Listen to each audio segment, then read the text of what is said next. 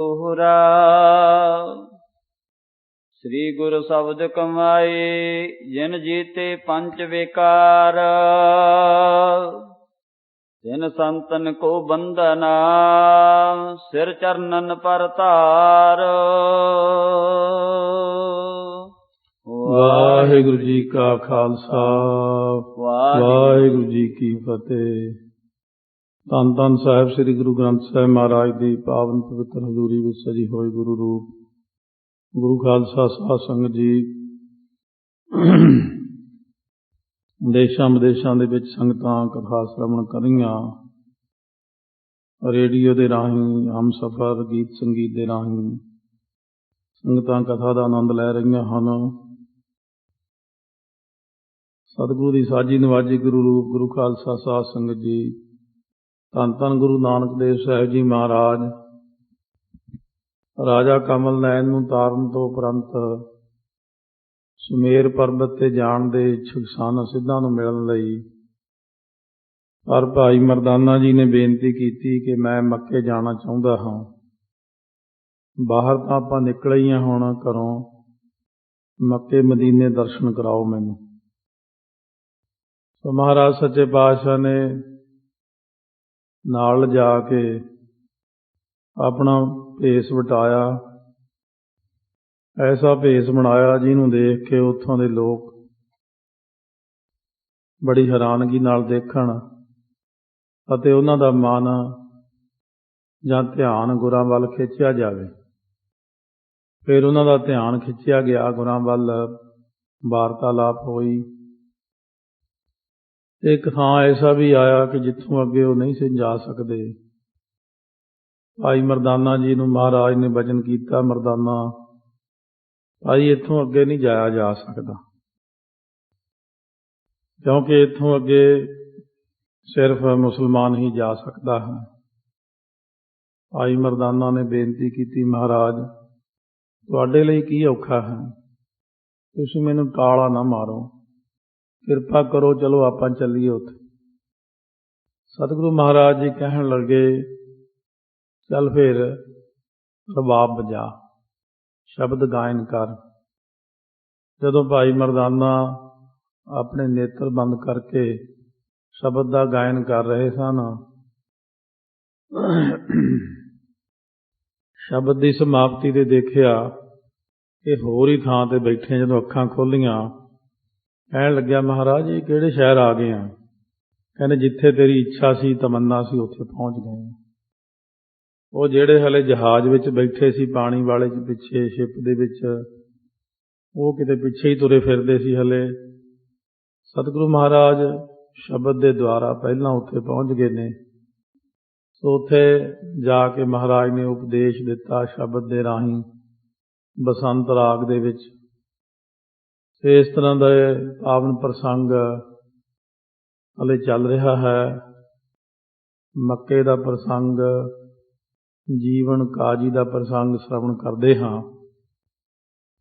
ਆਓ ਰਸਨਾ ਨੂੰ ਕਰੀਏ ਪਵਿੱਤਰ ਪਿਆਰ ਸਤਿਕਾਰ ਨਾਲ, ਗੱਜ ਕੇ ਆਖੋ ਸਤਿਨਾਮ ਸ੍ਰੀ ਵਾਹਿਗੁਰੂ ਸਾਹਿਬ ਜੀ। ਸਤਿਨਾਮ ਸ੍ਰੀ ਵਾਹਿਗੁਰੂ ਸਾਹਿਬ ਜੀ। ਦੋਹਰਾ। श्री गुरु शब्द कमाए जिन जीते पंच विकार, तिन संतन को बंदना सिर चरणन पर तार। ਪਹਿਲਾਂ ਕਵੀ ਜੀ ਮੰਗਲ ਕਰਦੇ ਹਨ ਦੋਹਰਾ ਉਚਾਰਨ ਕਰਕੇ ਕਿ ਜਿਨ੍ਹਾਂ ਸੰਤਾਂ ਨੇ, ਗੁਰਮੁਖਾਂ ਪਿਆਰਿਆਂ ਨੇ ਸਤਿਗੁਰੂ ਮਹਾਰਾਜ ਦੇ ਸ਼ਬਦ ਦੀ ਕਮਾਈ ਕਰਕੇ ਅੰਦਰਲੇ ਜਿਹੜੇ ਪੰਜ ਵਿਕਾਰ ਨੇ, ਕਾਮ, ਕ੍ਰੋਧ ਆਦਿ, ਇਹਨਾਂ ਨੂੰ ਜਿੱਤਿਆ ਹੈ। ਮੈਂ ਉਹਨਾਂ ਸੰਤਾਂ ਨੂੰ ਵੰਦਨਾ ਕਰਦਾ, ਉਹਨਾਂ ਦੇ ਚਰਨਾਂ ਦੇ ਉੱਤੇ ਆਪਣਾ ਸਿਰ ਰੱਖ ਕੇ, ਕਿਉਂਕਿ ਉਹਨਾਂ ਸ਼ਬਦ ਦੇ ਅਭਿਆਸ ਨਾਲ ਮਨ ਦੇ ਅੰਦਰੋਂ ਵਿਸ਼ਿਆਂ ਵਿਕਾਰਾਂ ਨੂੰ ਜਿੱਤ ਕੇ ਆਪਣੇ ਮਨ ਨੂੰ ਕਾਬੂ ਕਰ ਲਿਆ ਹੈ। ਕਵਿਤਾ ਸੁਨੋ ਗੁਰੂ ਅੰਗਦ ਜੀ ਆਗੇ ਪੁੰਨ ਕਥਾ, ਅਬ ਬੈਠੇ ਜਗ ਤੇ ਸੋ ਕੋ ਘਟੀ ਤੇ ਥਾਨ ਹੈ। ਇਹ ਮਹਾਰਾਜ ਗੁਰੂ ਅੰਗਦ ਦੇਵ ਜੀ ਹੁਣ ਅੱਗੇ ਕਥਾ ਸੁਣੋ। ਭਾਈ ਬਾਲਾ ਜੀ ਇਹ ਕਥਾ ਸੁਣਾ ਰਹੇ ਖਡੂਰ ਸਾਹਿਬ। ਤੇ ਸਤਿਗੁਰੂ ਨਾਨਕ ਦੇਵ ਜੀ ਕੋਊ ਘਟੀ ਭਾਵ ਕੁਛ ਘੜੀਆਂ ਉੱਥੇ ਬੈਠੇ ਹਨ ਉਸ ਥਾਂ ਤੇ। ਜਿਨਨ ਕੇ ਦਾਨੀ ਬੋਲੇ ਬਦਨ ਤੇ ਬਾਨੀ ਤਾਬ ਦੇਖ ਮਰਦਾਨੇ ਜਾ ਕੋ ਚਾਹਿਤ ਮਹਾਨ ਹੈ। ਸੋ ਦੀਨਨ ਜੋ ਗਰੀਬ ਹੁੰਦੇ ਨੇ ਉਹਨਾਂ ਨੂੰ ਦਾਨ ਦੇਣ ਵਾਲੇ ਗੁਰੂ ਨਾਨਕ ਦੇਵ ਜੀ ਮੁੱਖੋਂ ਬੋਲੇ ਬਾਣੀ, ਦੇਖ ਪਈ ਮਰਦਾਨਿਆ ਹੁਣ ਨਿਗਾਹ ਮਾਰ, ਦੇਖ ਜਿੱਥੇ ਤੂੰ ਕਹਿੰਦਾ ਸੀ ਕਿ ਮੈਂ ਜ਼ਰੂਰ ਜਾਣਾ, ਲੋਕੀ ਜਾਂਦੇ, ਸਾਰੀ ਦੁਨੀਆ ਜਾਂਦੀ ਹੈ, ਕਿਉਂਕਿ ਉਦੋਂ ਸਾਰੇ ਥਾਵਾਂ ਤੇ ਤੁਰਕਾਂ ਦਾ ਰਾਜ ਸੀ ਅਤੇ ਸਾਰੇ ਜਾਣੇ ਮੱਕੇ ਮਦੀਨੇ ਜਾਂਦੇ ਸਨ। ਤਾਈਓ ਸਤਿਗੁਰੂ ਮਹਾਰਾਜ, ਕਿਉਂਕਿ ਮਰਾਸੀ ਜਾਤ ਹੋਣ ਕਰਕੇ ਮਨ ਦੀ ਚਾਹਨਾ ਸੀ, ਪਹਿਲਾਂ ਸਿਰਫ ਇੱਕ ਦੇਖਣ ਦੀ ਇੱਛਾ ਹੀ ਜ਼ਾਹਰ ਕੀਤੀ ਹੈ। ਸ਼ਰਧਾ ਦਿਖਾਉਣਗੇ ਅਗਲੇ ਪ੍ਰਸੰਗ ਵਿੱਚ, ਮੇਰੀ ਸ਼ਰਧਾ ਤਾਂ ਤੁਹਾਡੇ ਤੇ ਹੀ ਹੈ, ਪਰ ਇੱਕ ਬੰਦੇ ਦੀ ਦੇਖਣ ਦੀ ਇੱਛਾ ਵੱਖਰੀ ਹੁੰਦੀ ਹੈ ਕਿ ਮੈਂ ਦੇਖਾਂ ਤਾਂ ਸਹੀ ਕਿ ਦੁਨੀਆ ਜੋ ਕਹਿੰਦੀ ਹੈ ਕਿ ਕੈਸਾ ਥਾਂ ਹੈ। ਸ੍ਰੀ ਪ੍ਰਭ ਪਨੀਤਾ ਇਹ ਚਾਰੋਂ ਦਿਸ ਭੀਤ ਕਰੈ, ਕਹੂੰ ਮੈਂ ਪ੍ਰਤੀਤ ਸਭ ਤੁਰਕ ਅਜਾਨ ਹੈ। ਮਹਾਰਾਜ ਸੱਚੇ ਪਾਤਸ਼ਾਹ ਨੂੰ ਕਹਿਣ ਲੱਗੇ ਚਾਰੋਂ ਦਿਸ ਭੀਤ ਕਰੈ, ਇਹ ਚਾਰੇ ਪਾਸੇ ਕੰਧ ਕੀਤੀ ਹੋਈ ਹੈ। ਕਹੂੰ ਮੈਂ ਪ੍ਰਤੀਤ ਕਰਾਂ, ਕਹੂੰ ਮੈਂ ਪ੍ਰਤੀਤ ਕਾਹਦੇ 'ਚ ਪ੍ਰਤੀਤੀ ਕਰਦੇ ਨੇ, ਕਿਉਂਕਿ ਸਾਰੇ ਜਿੰਨੇ ਇੱਥੇ ਤੁਰਕ ਹਨ ਮੈਨੂੰ ਲੱਗਦਾ ਅਣਜਾਣ ਹਨ। ਐਸੀ ਇਹ ਰੀਤ ਕਾਂ ਕੋ ਪੂਜਾ ਕਰ, ਪ੍ਰੀਤ ਨਰ ਮੁਖ ਤੋ ਅਨੀਤ ਸੀ ਫੁਰਤ ਪਾਜਮਾਨ ਹੈ।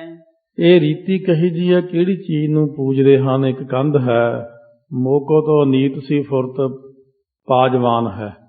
ਮੈਨੂੰ ਤਾਂ ਇਹ ਗੱਲ ਅਨੀਤ ਹੀ ਲੱਗਦੀ, ਨੀਤ ਨਹੀਂ ਲੱਗਦੀ, ਨੀਤੀ ਵਾਲੀ ਨਹੀਂ ਲੱਗਦੀ ਹੈ, ਕਿਉਂਕਿ ਇਹ ਪਾਜ ਜੇ ਵਾਲੀ ਗੱਲ ਲੱਗਦੀ ਹੈ। ਦੇਖੋ ਮਦ ਜਾਊ ਜੈਸੋ ਬਨਿਓ ਹੈ ਬਣਾਉ, ਜਾ ਕੋ ਬੈਨ ਸੋਨ ਚੱਲਿਓ ਮਰਦਾਨਾ ਹੋ ਰਸਾਈ ਕੇ। ਕਹਿਣ ਲੱਗੇ ਦੇਖੋ ਮਦ ਜਾਓ, ਕਹਿੰਦੇ ਅੰਦਰ ਜਾ ਕੇ ਆਪ ਦੇਖ ਲਓ ਤੁਸੀਂ, ਸੋ ਜਿਵੇਂ ਅੰਦਰੋਂ ਬਣਾਓ ਬਣਿਆ ਹੈ। ਇਉਂ ਭਾਈ ਮਰਦਾਨਾ ਬਚਨ ਸੁਣ ਕੇ ਹੁਲਸਾ ਕੇ ਖੁਸ਼ ਹੋ ਕੇ ਅੱਗੇ ਚਲੇ ਗਏ। ਜਬ ਪਰ ਤਹਾਂ ਵੈਸੇ ਹੈ ਮੁਜਾਰ, ਕਹਾਂ ਇਹਾਂ ਕਰ ਕਾਜ ਜੋ ਆਗੇ ਕਰੈ ਜਾਈ ਕੈ। ਜਦੋਂ ਫਿਰ ਉਸ ਵਕਤ ਗਇਓ ਜਬ ਪੌਰ, ਦਰਵਾਜ਼ੇ ਤੇ ਗਏ ਨਾ, ਤਹਾਂ ਵੈਸੇ ਹੈ ਮਜੌਰ, ਉੱਥੇ ਜਿਹੜੇ ਮਜੌਰ ਹੁੰਦਾ ਉੱਥੋਂ ਦਾ ਪੁਜਾਰੀ, ਪੂਜਾ ਕਰਨ ਵਾਲੇ ਭਾਵ ਸੇਵਾ ਕਰਨ ਵਾਲੇ ਉੱਥੋਂ ਦੇ, ਕਹਿ ਇਹਾਂ ਕਰ ਕਾਜ ਜੋ ਆਗੇ ਕਰੈ ਜਾਏ ਕੈ, ਇੱਥੇ ਜਿਹੜਾ ਕੰਮ ਕਰਦੇ ਹਾਂ ਅੱਗੇ ਜਾ ਕੇ ਵੀ ਉਹੀ ਕਰਾਂਗੇ। ਹਉ ਤੋ ਹਉ ਤੁਰਕ ਮੁਖ ਆਗੇ ਕਿਉ ਨ ਜਾਣ ਦੇਹ, ਦਰਸ ਪਰਸ ਹਟ ਆਮ ਸੁਖ ਪਾਈ ਕੈ। ਉਹ ਕਹਿਣ ਲੱਗੇ ਜਿਹੜਾ ਕੰਮ ਅੱਗੇ ਜਾ ਕੇ ਕਰਨਾ, ਭਾਈ ਮਰਦਾਨੇ ਨੂੰ ਕਹਿਣ ਲੱਗੇ ਉੱਥੇ ਸਾਹਮਣੇ ਜੋ ਕਰਨਾ ਇੱਥੇ ਹੀ ਕਰ ਲੈ, ਅੱਗੇ ਨਹੀਂ ਜਾਣ ਦੀ ਆਗਿਆ ਹੈ।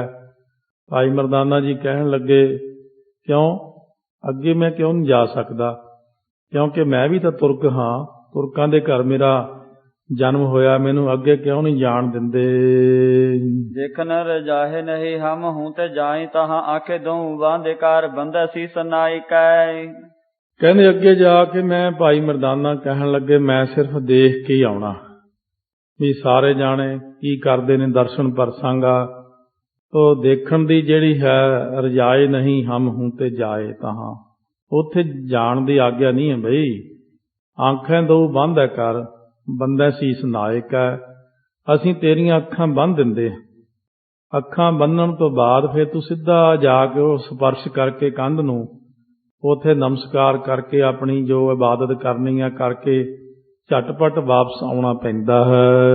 ਐਸੇ ਸੁਨ ਬੈਨ ਮੋਰ ਜਾਨੋ ਹਟ ਆਇਓ, ਢਿਗ ਗੁਰੂ ਮੁਸਕਾਨੇ ਮਰਦਾਨੇ ਦੇਖੋ ਥਾਨ ਕੋ। ਹੁਣ ਇਹ ਜੇ ਬਚਨ ਸੁਣ ਕੇ ਭਾਈ ਮਰਦਾਨਾ ਵਾਪਸ ਮੁੜ ਆਇਆ। ਮਹਾਰਾਜ ਹੱਸ ਕੇ ਕਹਿਣ ਲੱਗੇ ਕਿਉਂ ਮਰਦਾਨਾ, ਦਰਸ਼ਨ ਕਰ ਆਇਆ ਹੈ ਅੰਦਰ ਜਾ ਕੇ ਕਿ ਨਹੀਂ? ਕਹਿ ਨਹੀਂ ਜਾਣਦੇ ਕੈਸੋ ਦੇਖ ਜਾਏ, ਤਹਾਂ ਜਾਏ ਜੇ ਮਝੌਰ ਨੈਣ ਬੰਦਾ ਡੀਠ ਹਾਨ ਕੋ। ਮਹਾਰਾਜ ਜੀ ਉਹ ਕਹਿੰਦੇ ਜਾਣ ਨਹੀਂ ਦਿੰਦੇ ਅੱਗੇ, ਕਹਿੰਦੇ ਇੱਥੋਂ ਹੀ ਨੀਵੇਂ ਹੋ ਕੇ ਝੁਕ ਲਓ। ਕਿਵੇਂ ਜਾ ਕੇ ਦੇਖਾਂ ਜਦ ਅੱਗੇ ਨਹੀਂ ਜਾਣ ਦਿੰਦੇ? ਜੇ ਮੈਂ ਜਾਣ ਦੀ ਗੱਲ ਕੀਤੀ ਹੈ, ਉਹ ਕਹਿੰਦੇ ਫਿਰ ਤੇਰੀਆਂ ਅੱਖਾਂ ਤੇ ਪੱਟੀ ਬੰਨਾਂਗੇ, ਭਾਵ ਕੱਪੜਾ ਜਿਹਾ ਬੰਨਾਂਗੇ, ਭਾਵ ਦੇਖ ਨਾ ਸਕੇ। ਜਦ ਆਪਾਂ ਜਾ ਕੇ ਉੱਥੇ ਦੇਖ ਹੀ ਨਹੀਂ ਸਕਦੇ, ਫਿਰ ਆਪਾਂ ਨੂੰ ਕੀ ਪਤਾ ਲੱਗੂਗਾ ਕਿ ਉੱਥੇ ਹੈ ਕੀ? ਇਸ ਕਰਕੇ ਮੈਂ ਚਾਹੁੰਦਾ ਮੈਂ ਜਾ ਕੇ ਉੱਥੇ ਦਰਸ਼ਨ ਕਰਦਾ ਜੀ। ਸੰਗ ਤੁਮ ਆਏ ਬਿਨਾ ਦੇਖੇ ਇਹ ਜਾਵੇਂ ਅਬ ਰਹਿ ਪਸਤਾਵ ਭੇਦ ਹੋਏ ਨਾ ਲਖਾਨ ਕੋ। ਕਿਉਂਕਿ ਸੰਗ ਤੁਮ ਆਏ, ਤੁਸੀਂ ਨਾਲ ਆਏ ਹੋ, ਬਿਨਾ ਦੇਖੇ ਜਾਵੇਂ ਅਬ, ਹੁਣ ਤਾਂ ਜੀ ਬਿਨਾ ਦੇਖੇ ਹੀ ਜਾਣਾ ਹੈ, ਪਛਤਾਵਾ ਹੀ ਹੈ, ਮਨ ਦੇ ਅੰਦਰ ਰਹਿ ਜਾਣਾ ਹੈ। ਕਿਉਂਕਿ ਇੱਥੋਂ ਦਾ ਜਿਹੜਾ ਹੈ ਭੇਦ ਦਾ ਪਤਾ ਨਾ ਲੱਗ ਸਕੇਗਾ ਮੈਨੂੰ।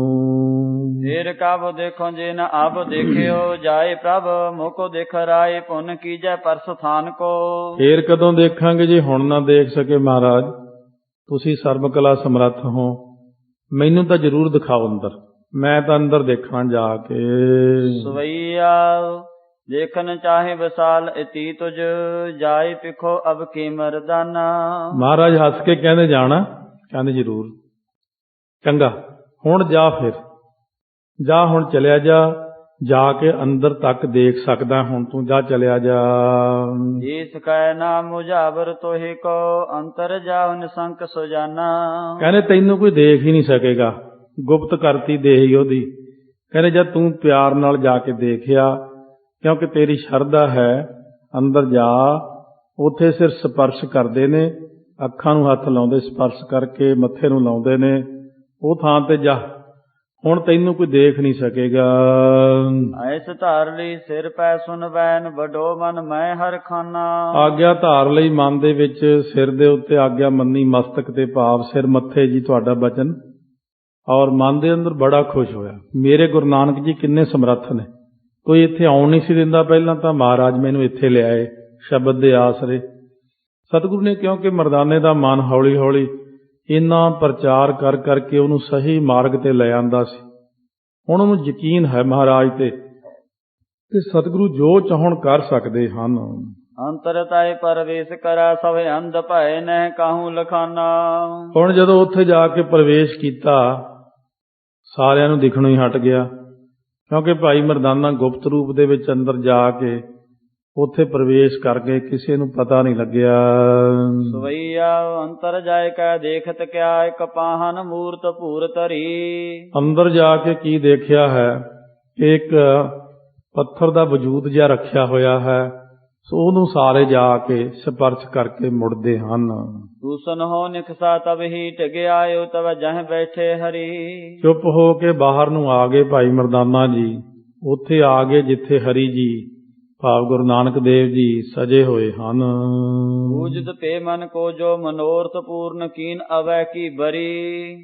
ਹੁਣ ਬੂਝਤ ਭੇ ਪੁੱਛਣ ਲੱਗੇ ਕਿ ਜਿਹੜਾ ਮਨ ਦਾ ਮਨੋਰਥ ਸੀ ਉਹ ਹੁਣ ਤੇਰਾ ਇਸ ਵਾਰੀ ਪੂਰਾ ਹੋਇਆ ਹੈ ਕਿ ਨਹੀਂ। ਕੈਸੇ ਬਲੋਕਨ ਕੀਨ ਕਹੋ ਮਰਦਾਨੇ ਤਵੈ ਗੁਰ ਸੋਂ ਉਚਰੀ। ਕਿਸ ਤਰ੍ਹਾਂ ਦੇਖਿਆ ਭਾਈ ਮਰਦਾਨਾ ਅੰਦਰ ਜਾ ਕੇ।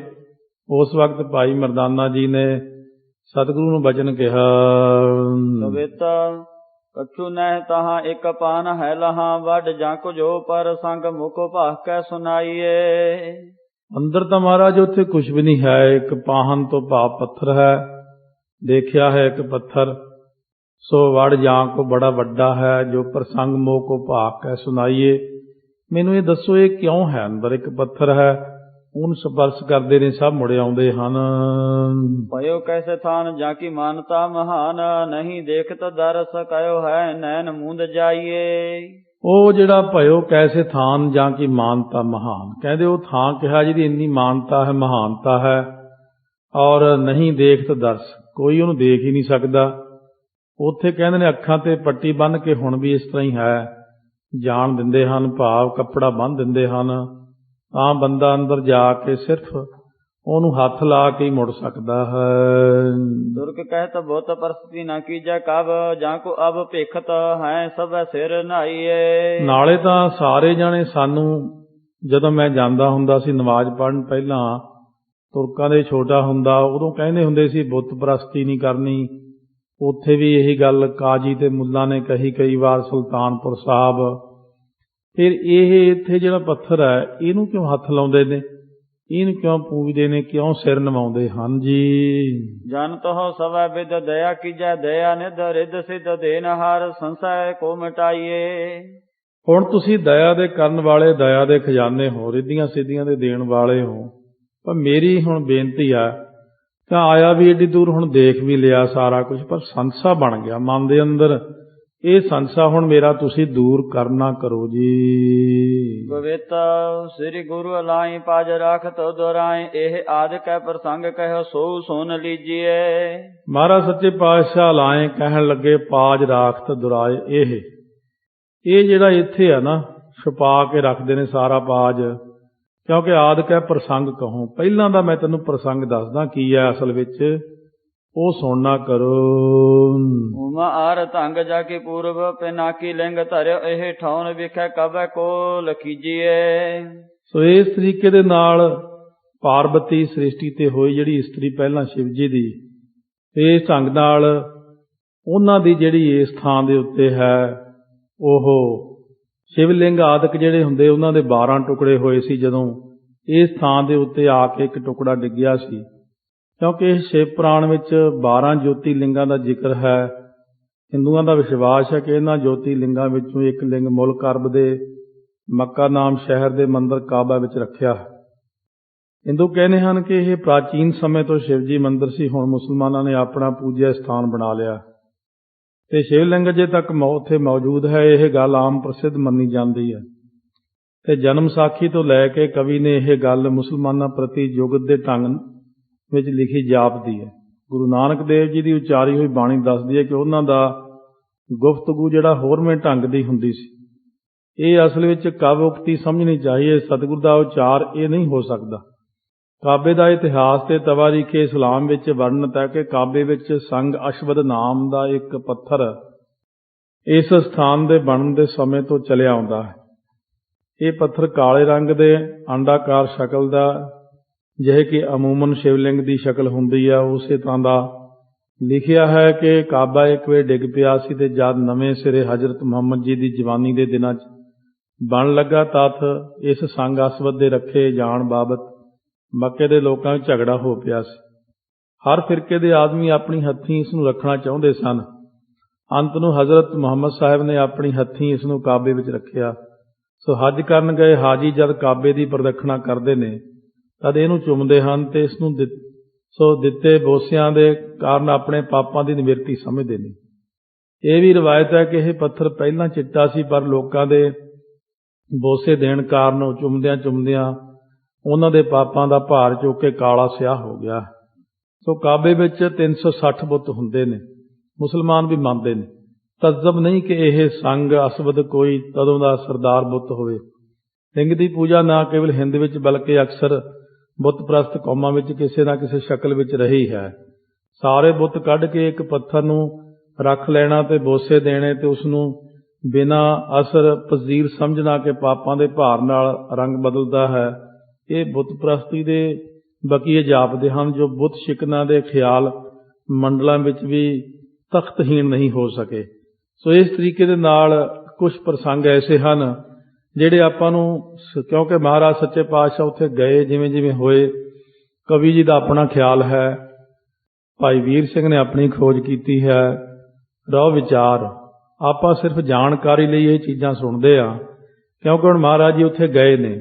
ਉਦਾਂ ਸਾਰੇ ਧਰਮ ਸਤਿਕਾਰਯੋਗ ਹਨ। ਮੰਦਰ ਨਾ ਕੋਈ ਇਹਾਂ ਉੱਤੇ ਉਦਿਆਨ, ਮਾਹੇ ਬਨਿਓ ਜੈਸੇ ਥਾਨ ਤੈਸ ਉਚਰੋ ਸੁਨੀਜੀਏ। ਕਿਉਂਕਿ ਇੱਥੇ ਕੋਈ ਜਿਹੜਾ ਇਸ ਸਥਾਨ ਤੇ ਮੰਦਰ ਨਹੀਂ ਹੈ, ਜੰਗਲ ਦੇ ਵਿੱਚ ਬਨਿਓ ਜੈਸੇ ਥਾਨ ਤੈਸੋ ਉਚਰੋ ਸੁਨੀਜੀਏ। ਜਿਵੇਂ ਇਹ ਥਾਂ ਬਣਿਆ ਉਸ ਤਰ੍ਹਾਂ ਕਹਿੰਦੇ ਹਾਂ ਸ਼ਰਵਣ ਕਰੋ। ਭਇਓ ਇਸ ਦੇਸ ਵਿੱਚ ਖਨਕਾਰ ਭੁਪ ਇੱਕ ਤੁਰਕ ਕਾਨ ਪਖ ਵਿਖਾਏ ਗਾਡੋ ਈ ਜਨੀਜੀਏ। ਭਇਓ ਉਸ ਦੇਸ਼ ਵਿੱਚ ਖੂਨਕਾਰ ਭੂਪ ਰਾਜੇ ਦਾ ਨਾਮ ਹੈ। ਖੂਨਕਾਰ ਜ਼ਾਲਮ ਰਾਜਾ ਪਹਿਲਾਂ ਹੋਇਆ ਹੈ। ਏਕ ਤੁਰਕ ਪੱਖ ਵਿਖਾ ਗਾਢੋ ਹੀ ਜਨੀਜੀਏ। ਸੋ ਬੜਾ ਪੱਕਾ ਜਾਣਨਾ ਕਰੋ ਤੁਰਕਾਂ ਵਿੱਚ। ਦੋਹਰਾ ਮਹਾਦੇਵ ਕੋ ਲਿੰਗ ਤਿਨ ਦੇਖਤਾ ਰਿਸ ਉਪਜਾਏ। ਸੋ ਉਹਨਾਂ ਨੇ ਉਸ ਵਕਤ ਸ਼ਿਵਲਿੰਗ ਨੂੰ ਦੇਖ ਕਰਕੇ ਬਹੁਤ ਗੁੱਸਾ ਉਪਜਾਉਣਾ ਕੀਤਾ ਮਨ ਚ। ਨਿਜ ਸੇਵਕ ਕੋ ਇਵ ਕਹਿਓ ਦੀਜੈ ਦੂਰ ਉਠਾਏ। ਉਹਨੇ ਆਪਣੇ ਸੇਵਕ ਨੂੰ ਕਿਹਾ ਕਿ ਇਸ ਨੂੰ ਉਠਾ ਕੇ ਦੂਰ ਕਰ ਦੇਣਾ ਕਰੋ ਇੱਥੋਂ। ਕਵਿਤ ਭੇਜ ਜਬ ਦਾਸ ਭਈ ਪਾਵਕ ਪ੍ਰਕਾਸ਼ ਬਹੁ ਦੇਸ ਔ ਵਿਦੇਸ਼ ਦਾਹ ਲਾਗਿਓ ਹੈ ਅਚਾਨਕੀ।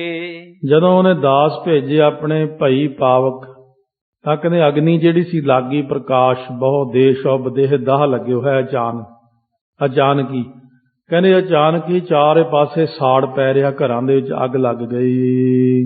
ਨਗਰ ਅਗਾਰ ਵਿਥੀ ਚੌਹਟੇ ਬਾਜ਼ਾਰ ਜਰ ਉੱਚੀ ਰਜ ਧਾਨੀ ਪਉ ਪਾਹੂ ਕੀ ਸਭ ਹਾਨ ਕੀ। ਕਿਉਂਕਿ ਨਗਰ ਅਗਾਰ ਜਿਹੜਾ ਸੀ, ਨਗਰ ਦੇ ਘਰ, ਬੀਥੀ ਗਲੀਆਂ ਦੇ ਵਿੱਚ, ਚੌਂਕ ਦੇ ਵਿੱਚ, ਬਾਜ਼ਾਰ ਜਰੇ, ਸਾਰੇ ਬਾਜ਼ਾਰ ਹੀ ਸੜ ਗਏ। ਉੱਚੀ ਰਾਜਧਾਨੀ ਭੂ ਕੀ ਸਭ ਹਾਨ ਕੀ। ਤੇ ਰਾਜੇ ਦੀ ਜਿਹੜੀ ਸੀ ਉਹ ਰਾਜਧਾਨੀ ਉਹ ਸਾਰੀ ਇਸ ਢੰਗ ਨਾਲ ਨਾਸ ਹੋ ਗਈ। ਐਸ ਸੋ ਪ੍ਰਤਾਪ ਪੇਖ ਹਾਥ ਜੋਰ ਨਾੜ ਭਏ ਰਿਦ ਤੇ ਬਸਾਰੀ ਜੋ ਹੋਤੀ ਰੀਤ ਮਾਨ ਕੀ। ਹੁਣ ਜਿਹੜਾ ਮਾਣ ਦੀ ਭਾਵ ਹੰਕਾਰ ਦੀ ਰੀਤੀ ਸੀ ਉਹਨਾਂ ਬੰਦਿਆਂ ਨੇ ਛੱਡ ਦਿੱਤੀ। ਉਹ ਇਹੋ ਜਿਹਾ ਪ੍ਰਤਾਪ ਦੇਖ ਕੇ ਹੱਥ ਜੋੜ ਕੇ ਉਹ ਸਾਰੇ ਜਾਣੇ ਖੜੇ ਹੋ ਗਏ। ਉਸ ਵਕਤ ਬੰਦਾ ਵਾਰ ਵਾਰ ਬਹੁ ਜਨਤੀ ਬਖਾਨ ਬਾਨੀ ਦਾਸ ਭਇਓ ਆਈ ਪਦ ਗਹਿ ਨਿਜ ਪਾਨ ਕੀ। ਹੁਣ ਬੰਦੇ ਬਾਰ-ਬਾਰ ਬਹੁ ਬੇਨਤੀ ਕਰਦੇ ਨੇ, ਬਖਾਣਦੇ ਨੇ, ਬੇਨਤੀ ਕਹਿ ਕੇ ਦਾਸ ਭਇਓ ਆਏ ਪਦ ਗਹਿ ਨਿਜ ਪਾਨ ਕੀ, ਭਾਵ ਚਰਨ ਫੜੇ ਆਪਣੇ ਹੱਥੀਂ ਆ ਕਰਕੇ। ਫੇਰ ਕਵਿਤਾ ਭਾਈ ਜਬ ਰੈਨ ਤਸ ਸੁਪਨੇ ਮੈਂ ਕਹੇ ਬੈਨ ਇਸੀ ਠੌਰ ਮੇਰੂ ਭਲ ਮੰਦਰ ਬਣਾਈਏ। ਜਦੋਂ ਫਿਰ ਰਾਤ ਹੋਈ ਤਾਂ ਸੁਪਨੇ ਦੇ ਵਿੱਚ ਕਿਹਾ ਇਸੇ ਥਾਂ ਦੇ ਉੱਤੇ ਮੇਰਾ ਇੱਕ ਸੋਹਣਾ ਥਾਂ ਬਣਾਉਣਾ ਕਰੋ। ਇਸ ਥਾਂ ਤੇ ਜਾਏ ਨੈਣ ਮੂੰਦ ਮਦ ਹੋਏ ਸਭ ਕਾਜ ਸਿੱਧ ਕਰੋ ਜੇ ਨਾ ਐਸੀ ਵਿਦ ਬੜ ਦੁੱਖ ਪਾਈਏ। ਅੰਦਰ ਜਾਣਾ ਹੈ ਅੱਖਾਂ ਬੰਦ ਕਰਕੇ। ਜਾਏ ਨੂੰ ਨੈਣ ਮੂੰਦ ਮਦ ਹੋਏ ਸਭ ਕਾਜ ਸਿੱਧ, ਸਾਰੇ ਤੁਹਾਡੇ ਕੰਮ ਬਣ ਜਾਣਗੇ।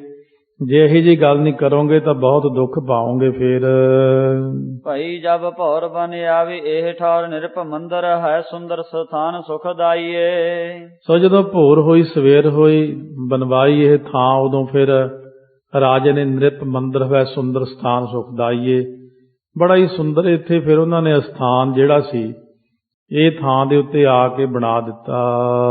ਬਿਨਾ ਬਾਂਧੇ ਨੈਣ ਜਾਏ ਅੰਧ ਹੈ ਲਖਾਏ ਨਾਹੀ ਤਬ ਹੀ ਸਥਾਪਨਾ ਕੋ ਕੀਨ ਇਹ ਗਾਈਏ। ਬਿਨਾ ਬਾਂਧੇ ਨੈਣ ਜਾਏ ਅੰਧ ਹਵਾ, ਜਿਹੜਾ ਬੰਦਾ ਅੱਖਾਂ ਤੇ ਪੱਟੀ ਬੰਨ੍ਹ ਕੇ ਨਹੀਂ ਸੀ ਜਾਂਦਾ ਅੰਦਰ, ਉਹ ਅੰਨਾ ਹੋ ਜਾਂਦਾ ਸੀ ਉਦੋਂ। ਫਿਰ ਲਖਾਏ ਨਾ ਹੈ, ਉਹਨੂੰ ਕੋਈ ਦਿਖਦਾ ਨਹੀਂ ਸੀ। ਤਬ ਹੀ ਸਥਾਪਨਾ ਕੋ ਕੀਨੇ ਗਾਈਏ, ਉਦੋਂ ਦਾ ਹੀ ਗਾਇਆ ਤੋਂ ਭਾਵ ਕਿਹਾ ਜਾਂਦਾ ਕਿ ਇੱਥੇ ਫਿਰ ਸਥਾਪਨਾ ਹੋਈ। ਤਦੋਂ ਤੋਂ ਹੀ ਮਰਿਆਦਾ ਬਣੀ ਕਿ ਅੱਖਾਂ ਤੇ ਪੱਟੀ ਬੰਨ੍ਹ ਕੇ ਜਾਣ ਦੀ ਇੱਕ ਮਰਿਆਦਾ ਬਣੀ। ਉਸ ਜੋ ਉਹਨਾਂ ਨੇ ਕਾਬੇ ਦੇ ਵਿੱਚ ਪਵਿੱਤਰ ਮੰਨਿਆ ਹੋਇਆ ਪੱਥਰ ਨੂੰ, ਉਹਨੂੰ ਚੁੰਮਣਾ ਹੀ ਵੱਡਾ ਮੰਨਦੇ ਨੇ। ਸੋ ਚੁੰਮਣ ਤੋਂ ਬਾਅਦ ਕਹਿੰਦੇ ਸਾਡੇ ਜਿਹੜੇ ਗੁਨਾਹ ਹਨ ਉਹ ਦੂਰ ਹੋ ਗਏ। ਸਵਈਆ ਹੈ ਬਲਵਾਨ ਮਹੇਸ਼ ਬੜੋ ਬਨਵਾਏ ਭਲੋ ਏ ਥਾਨ ਮਹਾਨਾ। ਸੋ ਕਹਿੰਦੇ ਨੇ ਕਿਉਂਕਿ ਮਹੇਸ਼ ਜੋ ਹੈ ਬੜਾ ਬਲਵਾਨ ਹੈ, ਉਹਨੇ ਇਸ ਥਾਂ ਦੇ ਉੱਤੇ ਆਪਣਾ ਥਾਂ ਜਿਹੜਾ ਕਹਿ ਕਰਕੇ ਬਣਵਾਉਣਾ ਕੀਤਾ ਹੈ। ਧੰਨ ਗੁਰੂ ਨਾਨਕ ਦੇਵ ਜੀ ਦੀ ਬਾਣੀ ਬੁੱਤ ਪ੍ਰਸਤੀ ਦੇ ਵਿਰੁੱਧ ਹੈ। ਯਥਾ ਪਾਥਰ ਲੈ ਪੂਜਾ ਮੁਗਧ ਗਵਾਰ, ਕਵੀ ਵੀ ਬੁੱਤ ਪ੍ਰਸਤ ਨਹੀਂ ਹੋ ਸਕਦਾ। ਇਹ ਵਾਰਤਾ ਖੇਪਕ ਹੋਵੇ ਜਾਂ ਕਵੀ ਜੀ ਨੇ ਕਿਸੇ ਤੋਂ ਸੁਣ ਕੇ ਲਿਖੀ ਗਈ ਹੋਵੇ, ਕਿਉਂਕਿ ਇਸ ਢੰਗ ਦੇ ਨਾਲ ਜਿੰਨਾ ਪਿੱਛੋਂ ਕਿਸੇ ਨੂੰ ਗਿਆਨ ਮਿਲਿਆ ਉਹਨਾਂ ਨੇ ਆਪੋ ਆਪਣੇ ਢੰਗ ਦੇ ਨਾਲ ਇਸ ਚੀਜ਼ ਨੂੰ ਲਿਖਵਾ ਦਿੱਤਾ। ਅੰਤਰ ਮਜਨ ਤਾਹੀਂ ਕਰਾਵ ਤੇ ਆਵਤ ਬਾਹਰ ਨੀਰ ਟਰਾਨਾ। ਉੱਥੇ ਅੰਦਰ ਉਹਦਾ ਮੱਜਨ ਹੁੰਦਾ ਹੈ, ਇਸ਼ਨਾਨ ਕਰਾਉਂਦੇ ਨੇ ਥਾਂ ਦਾ। ਫਿਰ ਬਾਹਰ ਜਿਹੜਾ ਪਾਣੀ ਢਲ ਕੇ ਆਉਂਦਾ, ਪਾਣੀ ਦਾ ਬਾਹਰ ਆਉਣਾ ਤਦੋਂ ਭਾਵੇਂ ਹੋਵੇ ਜਦੋਂ ਸੰਗ ਅਸਵਦ ਅੰਦਰ ਧਰਿਆ ਸੀ, ਤਾਂ ਹੁਣ ਸੰਗ ਅਸਵਦ ਦੀ ਵਾਰ ਵਿੱਚ ਗੱਡਿਆ ਹੈ ਤੇ ਪਾਣੀ ਨਾਲ ਮੱਜਨ ਦਾ ਰਿਵਾਜ ਵੀ ਨਹੀਂ। ਸੋ ਇਸੇ ਤਰ੍ਹਾਂ ਅੱਖਾਂ ਬੰਨ੍ਹ ਕੇ ਅੰਦਰ ਜਾਣਾ ਕਦੇ ਹੋ ਸੀ, ਪਰ ਹੁਣ ਇਹ ਰਿਵਾਜ ਨਹੀਂ ਹੈ, ਇਹ ਪਹਿਲਾਂ ਹੁੰਦਾ ਸੀ। ਲੈ ਕਰ ਮੈਂ ਹਜਿਆਨ ਕਰਾਈ ਜਾਣਤ ਹੈ ਸਭ ਦੁੱਖ ਮਿਟਾਨਾ। ਲੈ ਕਰਕੇ ਸਾਰੇ ਜਾਣੇ ਫਿਰ ਉਸ ਵਕਤ ਹਜ ਕਰਦੇ ਨੇ। ਇਹਦੇ ਨਾਲ ਇਉਂ ਜਾਣਿਆ ਜਾਂਦਾ ਕਿ ਸਾਡੇ ਸਾਰੇ ਦੋਸ਼ ਮਿਟ ਗਏ ਹਨ।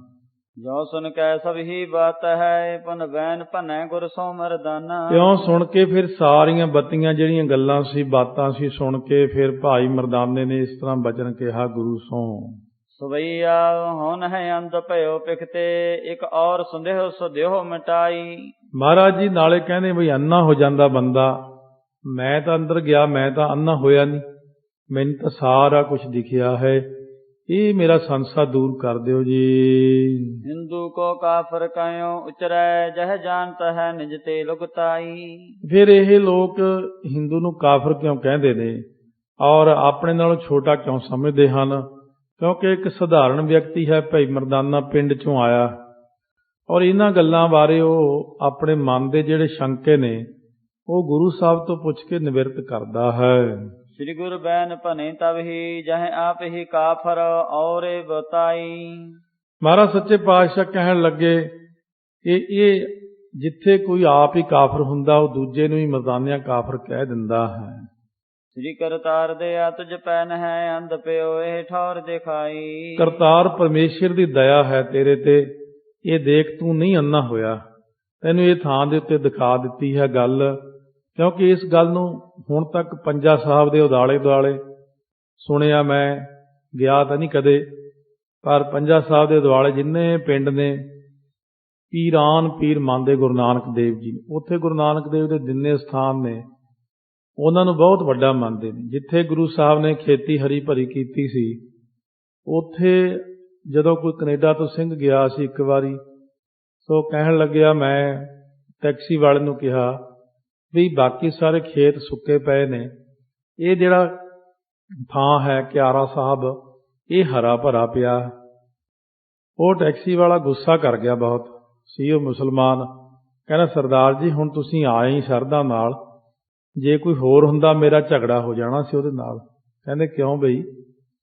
ਉਹ ਕਹਿੰਦੇ, ਗੁਰੂ ਨਾਨਕ ਸਾਹਿਬ ਪੀਰਾਨ ਪੀਰ ਹੈ, ਪੀਰਾਨ ਪੀਰ ਨੇ ਜਿੱਥੇ ਬਚਨ ਕਰਤਾ ਵੀ ਇੱਥੇ ਖੇਤੀ ਹਰੀ ਭਰੀ ਹੋਵੇਗੀ, ਉਹਨੂੰ ਕੌਣ ਸੁਕਾ ਸਕਦਾ? ਗੁਰੂ ਨਾਨਕ ਸਾਡਾ ਪੀਰਾਨ ਪੀਰ ਹੈ। ਪੰਜਾ ਸਾਹਿਬ ਦੇ ਇਲਾਕੇ ਵਿੱਚ ਹਸਨ ਅਬਦਾਲ ਵਾਲੇ ਪਾਸੇ, ਨਨਕਾਣਾ ਸਾਹਿਬ ਵਾਲੇ ਪਾਸੇ, ਹੋਰ ਪਿੰਡਾਂ ਵਿੱਚ ਉੱਥੇ ਗੁਰੂ ਨਾਨਕ ਸਾਹਿਬ ਨੂੰ ਪੀਰਾਨ ਪੀਰ ਕਰਕੇ ਮੰਨਦੇ ਨੇ। ਮੱਕੇ ਵਾਲੇ ਪਾਸੇ ਵੀ ਗੁਰੂ ਨਾਨਕ ਸਾਹਿਬ ਨੂੰ ਬਹੁਤ ਮੰਨਦੇ ਨੇ ਕਈ ਥਾਈਂ। ਉਧਰ ਇੱਕ ਫਰੀਦ ਜੀ ਨੂੰ ਮੰਨਣ ਵਾਲੇ ਬਹੁਤ ਸਾਰੇ ਲੋਕ ਨੇ ਜਿਹੜੇ ਆਪਣੀ ਮੁੱਛਾਂ ਦਾੜੀ ਕਟਾਉਂਦੇ ਨਹੀਂ ਹਨ। ਉਹ ਜਿਹੜੇ ਲੋਕ ਨੇ ਉਹ ਇੱਥੋਂ ਦੁਬਈ ਤੋਂ ਆ ਕੇ ਜਾਂ ਹੋਰ ਥਾਂ ਤੋਂ ਹਰ ਸਾਲ ਫਰੀਦ ਜੀ ਦੇ ਸਥਾਨ ਤੇ 5 ਸਿੰਘ ਲੈ ਕੇ ਜਾਂਦੇ ਨੇ। ਉੱਥੇ ਅਖੰਡ ਪਾਠ ਸਾਹਿਬ ਹੁੰਦਾ, ਕੋਈ ਥਾਂ ਹੈ ਫਰੀਦ ਜੀ ਦਾ। ਫਿਰ ਕਹਿੰਦੇ ਉੱਥੇ ਜਦੋਂ ਅਖੰਡ ਪਾਠ ਸਾਹਿਬ ਹੁੰਦਾ ਹੈ, ਜਦੋਂ ਫਰੀਦ ਜੀ ਦੇ ਸ਼ਲੋਕ ਆਉਂਦੇ ਉਦੋਂ ਫਿਰ ਸਾਰੇ ਉਹ ਇਕੱਠੇ ਹੁੰਦੇ ਮੁਸਲਮਾਨ। ਫਿਰ ਉਹ ਲੰਗਰ ਵੀ ਸਿੰਘਾਂ ਤੋਂ ਹੀ ਤਿਆਰ ਕਰਵਾਉਂਦੇ ਨੇ।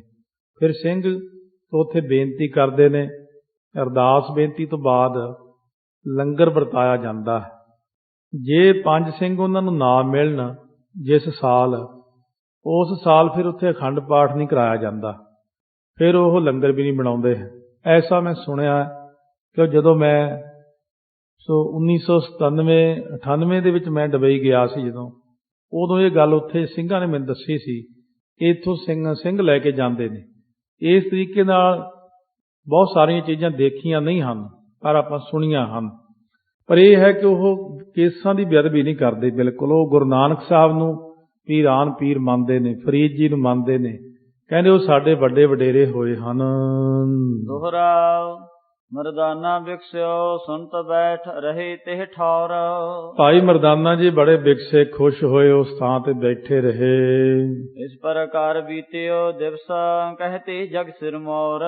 ਇਸ ਤਰ੍ਹਾਂ ਬਚਨ ਬਿਲਾਸ ਕਰਦਿਆਂ ਸਾਰਾ ਦਿਨ ਉੱਥੇ ਫਿਰ ਬਤੀਤ ਹੋ ਗਿਆ।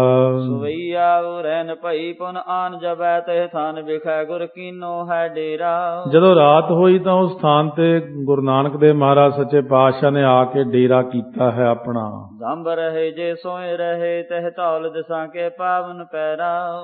ਸੋ ਦੰਭ ਦਹੇ ਜੇ ਸੋਏ ਰਹੇ, ਗੁਰੂ ਨਾਨਕ ਦੇਵ ਮਹਾਰਾਜ ਸੱਚੇ ਪਾਤਸ਼ਾਹ ਉੱਥੇ ਆਰਾਮ ਕਰਨ ਲੱਗੇ।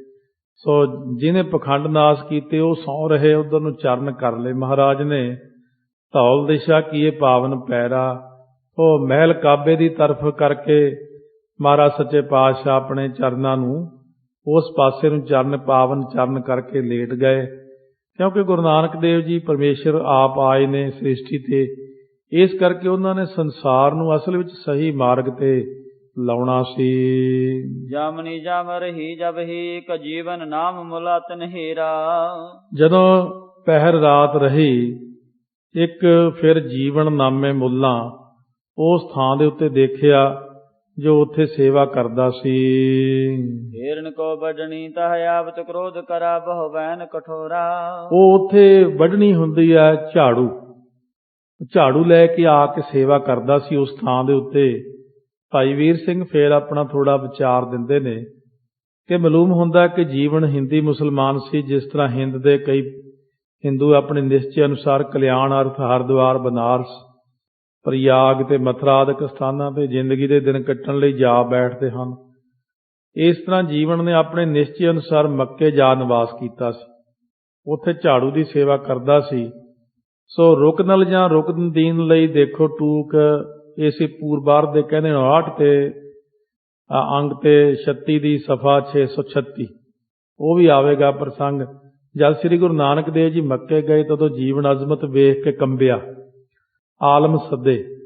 ਅਰਬ ਦੇ ਮੁਸਲਮਾਨਾਂ ਦੇ ਨ੍ਰਿਤ ਹੋਣ ਤੇ ਇਹਨਾਂ ਦੋਹਾਂ ਜੀਵਨ ਤੇ ਰੁਕਨਲ ਨੇ ਹਿੰਦੀ ਹੋਣ ਕਰਕੇ ਤੇ ਹਿੰਦੂ ਧਰਮ ਦੇ ਜਾਣੂ ਹੋਣ ਕਰਕੇ ਗੁਰੂ ਜੀ ਨਾਲ ਚਰਚਾ ਕੀਤੀ। ਪਰੰਤੂ ਕਹਿੰਦੇ ਮੱਕੇ ਵਿੱਚ ਹੋਈ ਗੋਸ਼ਟ ਦੱਸਦੀ ਹੈ ਕਿ ਇਹ ਦੋਨੋਂ ਵੀ ਨਰੁੱਤਰ ਹੋ ਗਏ। ਇਹਨਾਂ ਦੇ ਨਰੁੱਤਰ ਹੋਣ ਸਮੇਂ ਪੀਰ ਬਹਾਉਦੀਨ, ਗੌਸ ਕੁਤਬਦੀਨ, ਜਲਾਲਦੀਨ, ਕਮਾਲਦੀਨ ਤੇ ਸ਼ਾਹ ਸਰਫ, ਲਾਲ ਜਤੀ ਆਦਿਕ ਮੁਸਲਮਾਨ ਫਕੀਰ ਜੋ ਆਪਣੇ ਜੋਹਦ ਤੇ ਤਕਵੇ ਦੇ ਕਾਰਨ ਹਿੰਦ ਦੇ ਮੁਸਲਮਾਨਾਂ 'ਚ ਪੂਜਨੀਕ ਮੰਨੇ ਜਾਂਦੇ ਸੀ, ਉਹ ਪਾਸ ਬੈਠੇ ਬੋਲ ਉੱਠੇ ਤੇ ਉਹਨਾਂ ਵੀ ਹਿੰਦੂ ਮਤ ਪਰ ਸ਼ੰਕਾ ਕੀਤੀਆਂ। ਪਰੰਤੂ ਗੁਰੂ ਜੀ ਦਾ ਮਤ ਹਿੰਦੂ ਤੇ ਮੁਸਲਮਾਨਾਂ ਦੋਹਾਂ ਤੋਂ ਵੱਖਰਾ ਸੀ। ਇਸ ਕਰਕੇ ਇਹਨਾਂ ਇਮਾਮਾਂ ਦੀਆਂ ਹਿੰਦੂ ਧਰਮ ਬਾਬਤ ਦੱਸੀਆਂ ਖਾਮੀਆਂ ਕੋਈ ਅਸਰ ਨਾ ਪਾ ਸਕੀਆਂ, ਜਿਸ ਤੋਂ ਇਹਨਾਂ ਨੂੰ ਵੀ ਗੁਰੂ ਜੀ ਦੀ ਗੌਰਵਤਾ ਅੱਗੇ ਫਿਰ ਸਿਰ ਝੁਕਾਉਣਾ ਪਿਆ। ਦੋਹਰਾ ਲਾਤ ਪਰਹਾਰੀ ਪ੍ਰਭੂ ਕਾ ਜੀਵਨ ਆਤਮ ਮਤਹੀਨ। ਇਹ ਬੜਾ ਮਤ ਤੋਂ ਹੀਣਾ ਸੀ। ਕਹਿੰਦੇ ਇਹਨੇ ਮਹਾਰਾਜ ਸੱਚੇ ਪਾਤਸ਼ਾਹ ਦੇ ਲੱਤ ਮਾਰ ਦਿੱਤੀ। ਜੀਵਨ ਕਾਜੀ ਇਹ ਭਾਈ ਗੁਰਦਾਸ ਨੇ ਵੀ ਲਿਖਿਆ ਭਈ ਉਹਨੇ ਜੀਵਨ ਨੇ ਲੱਤ ਮਾਰਤੀ। ਕਹਿੰਦੇ ਇਹ ਕਿਹੜਾ ਕੁਫਰ ਕਫਾਰੀ ਪਿਆ ਇੱਧਰ ਨੂੰ ਪੈਰ ਕਰਕੇ। ਬਹੁ ਬੋਲਤ ਦੁਰਬਚਨ ਕੋ ਔਰ ਨਰਨ ਸਮਚੀਨ। ਬੜੇ ਦੁਰਬਚਨ ਬੋਲੇ ਉਹਨੇ ਮਹਾਰਾਜ ਨੂੰ ਤੇ ਆਮ ਬੰਦਿਆਂ ਵਾਂਗੂ ਜਾਣਿਆ। ਕਵਿਤਾ ਕਿਤਹੂ ਤੇ ਆਏ ਕੋ ਹੈ ਮਤ ਅਨ ਜਾਨ ਤੇਰੀ ਮੰਦਰ ਰਸੂਲ ਦੇਸ ਚਰਨ ਪਸਾਰੇ ਹੈ। ਕਿੱਥੋਂ ਆਏ ਹੋ ਬਈ ਤੁਸੀਂ, ਕੌਣ ਹੋ ਤੁਸੀਂ? ਅਣਜਾਣ ਹੈ ਤੁਹਾਡੀ ਮਤ। ਰਸੂਲ ਜੀ ਦਾ ਸਥਾਨ ਹੈ ਇਹ, ਇਹਦੇ ਵਾਲੇ ਪਾਸੇ ਤੁਸੀਂ ਪੈਰ ਕਰਕੇ ਕਿਉਂ ਪਏ ਹੋ? ਕੌਣ ਹੈ ਅਮਾਨ ਤੇਰ ਹਿੰਦੂ ਕਹਿ ਤੁਰ ਕਟੇਰ ਉੱਠ ਕੇ ਨਿਕਸ ਦੇਨ ਤੋਹੇ ਦੁੱਖ ਵਾਰੇ ਹੈ। ਤੋ ਕੌਣ ਹੋ ਤੁਸੀਂ? ਤੁਹਾਡਾ ਇਹ ਧਰਮ ਕੀ ਹੈ? ਹਿੰਦੂ ਹੈ ਜਾਂ ਤੂੰ ਤੁਰਕ ਹੈ? ਇਸ ਤਰ੍ਹਾਂ ਢੰਗ ਨਾਲ ਸਾਨੂੰ ਦੱਸਣਾ ਕਰੋ। ਉੱਠ ਕੇ ਬਾਹਰ ਨਿਕਲੋ। ਦਿਨ ਤੋਹੇ ਦੁੱਖ ਵਾਰੇ ਹੈ। ਸਮਝ ਲੈ ਤੇਰੇ ਦੁੱਖ ਦੇ ਦਿਨ ਆ ਗਏ ਹੁਣ। ਐਸੇ ਥਾਨ ਕੌਣ ਕਾਜ ਆਇਓ ਤੈ ਨਲਾਜ ਦੌਰ ਜਾਨੀ ਨਾ ਸਿਵਤ ਜੋ ਮੁਹੰਮਦ ਬਸਾਰੇ ਹੈ। ਇਹੋ ਜਿਹੇ ਥਾਨ ਤੂੰ ਕਿਸ ਕੰਮ ਆਇਆ ਹੈ? ਔਰ ਤੁਸੀਂ ਆਇਓ ਤੈ ਨਲਾਜ ਦੌਰ, ਕਹਿਣ ਲੱਗੇ ਹਨ ਕਿ ਭੱਜ ਜਾਓ ਇੱਥੋਂ। ਨਲਾਜ ਤੁਹਾਨੂੰ ਪਤਾ ਨਹੀਂ ਕਿ ਇਸ ਪਾਸੇ ਨੂੰ ਪੈਰ ਨਹੀਂ ਕਰੀਦੇ।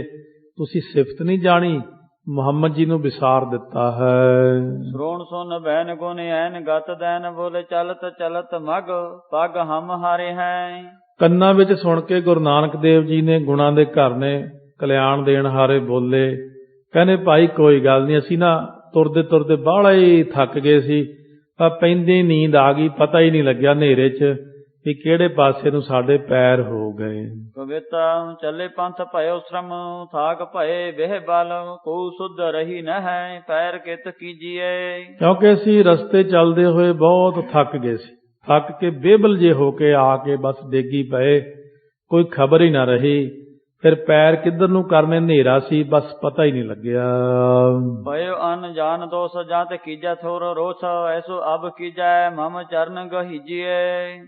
ਹੁਣ ਭਇਓ ਅਣਜਾਣ ਦੋਸ਼, ਗਲਤੀ ਹੋ ਗਈ ਜੀ ਅਣਜਾਣਪੁਣੇ 'ਚ। ਇਸ ਕਰਕੇ ਜੇ ਬੰਦੇ ਤੋਂ ਗਲਤੀ ਹੋ ਜੇ ਅਣਜਾਣਪੁਣੇ 'ਚ ਤਾਂ ਥੋੜਾ ਗੁੱਸਾ ਕਰੀਦਾ ਹੁੰਦਾ, ਬਾਹਲਾ ਗੁੱਸਾ ਨਹੀਂ ਕਰੀਦਾ। ਅਸੀਂ ਕਿਹੜਾ ਜਾਣ ਕੇ ਕੀਤੇ ਪੈਰ। ਫਿਰ ਤੂੰ ਹੁਣ ਇੱਕ ਪਰਉਪਕਾਰ ਕਰਦੇ, ਅਸੀਂ ਦੇਖ ਥੱਕੇ ਆਏ ਆ, ਤੂੰ ਇਉਂ ਕਰ ਮੇਰੇ ਪੈਰ ਫੜ ਕੇ ਨਾ ਘੁਮਾ ਦੇ ਦੂਜੇ ਪਾਸੇ ਨੂੰ। ਹੁਣ ਉਠਨੇ ਕੋ ਜੋਰ ਨਾਹੀ ਜਾਂ ਤੇ ਕਹਿਓ ਤੁਝ ਪਾਹੇ ਐਚੋ ਨਿਜ ਹੱਥ ਸੰਗ ਔਰ ਦਿਸ ਕੀਜੀਏ। ਹੁਣ ਉੱਠਣ ਦਾ ਜ਼ੋਰ ਨਹੀਂ ਹੈ ਸਾਡੇ 'ਚ, ਇਸ ਕਰਕੇ ਤੇਰੇ ਕੋਲ ਕਹਿੰਦੇ ਆ ਸੋ ਇਹ ਐਂਚੋ ਨਿਜ ਹੱਥ ਸੰਗ ਔਰ ਦਿਸ ਕੀਜੀਏ।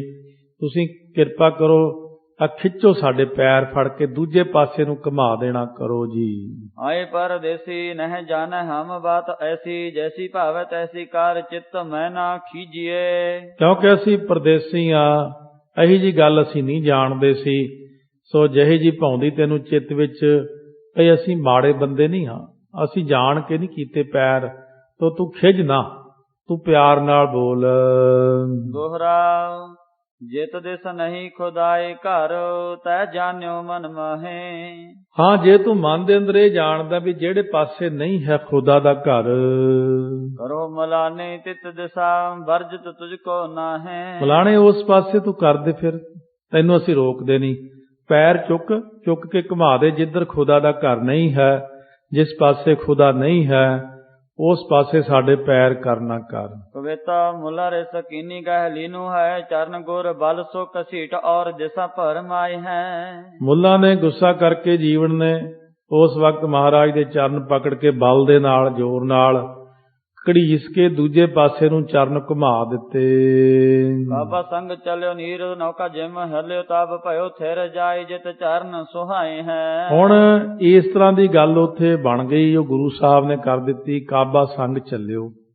ਹੁਣ ਜਿਹੜਾ ਕਾਬਾ ਸੀ ਉਹ ਜਿੱਧਰ ਨੂੰ ਮਹਾਰਾਜ ਚਰਨ ਘੁੰਮ ਜਾਣ ਉਧਰ ਨੂੰ ਘੁੰਮ ਜਾਏ।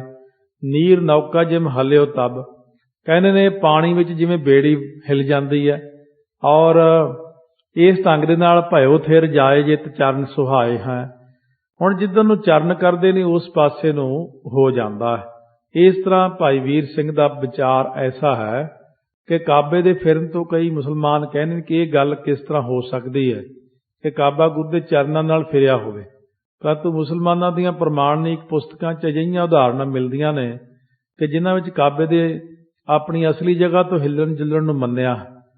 ਸੋ ਹਜ਼ਰਤ ਇਬਨ ਅਰਬੀ ਆਪਣੀ ਲਿਖਤ ਫਤੂਹਾਤ ਮੱਕੀਏ ਵਿੱਚ ਲਿਖਦੇ ਨੇ ਕਿ ਇਹਨਾਂ ਨੇ ਕਾਬੇ ਬਾਬਤ ਆਪਣੇ ਦਿਲ ਵਿੱਚ ਕੁਝ ਅਯੋਗ ਖਿਆਲ ਕੀਤੇ। ਜਦ ਇਹ ਕਾਬੇ ਦੀ ਪ੍ਰਦਖਣਾ ਕਰਨ ਲੱਗੇ ਤਾਂ ਇਹਨਾਂ ਨੇ ਤੱਕਿਆ ਕਿ ਕਾਬਾ ਆਪਣੀਆਂ ਨੀਹਾਂ ਸਮੇਤ ਆਪਣੀ ਜਗ੍ਹਾ ਤੋਂ ਉੱਠ ਆਕਾਸ਼ ਵੱਲ ਤੁਰ ਪਿਆ, ਤੇ ਕਾਬੇ ਨੇ ਨਿਸ਼ਚਾ ਕਰ ਲਿਆ ਕਿ ਮੇਰੇ ਤੇ ਡਿੱਗ ਕੇ ਮੈਨੂੰ ਮਾਰ ਦੇਵੇਗਾ।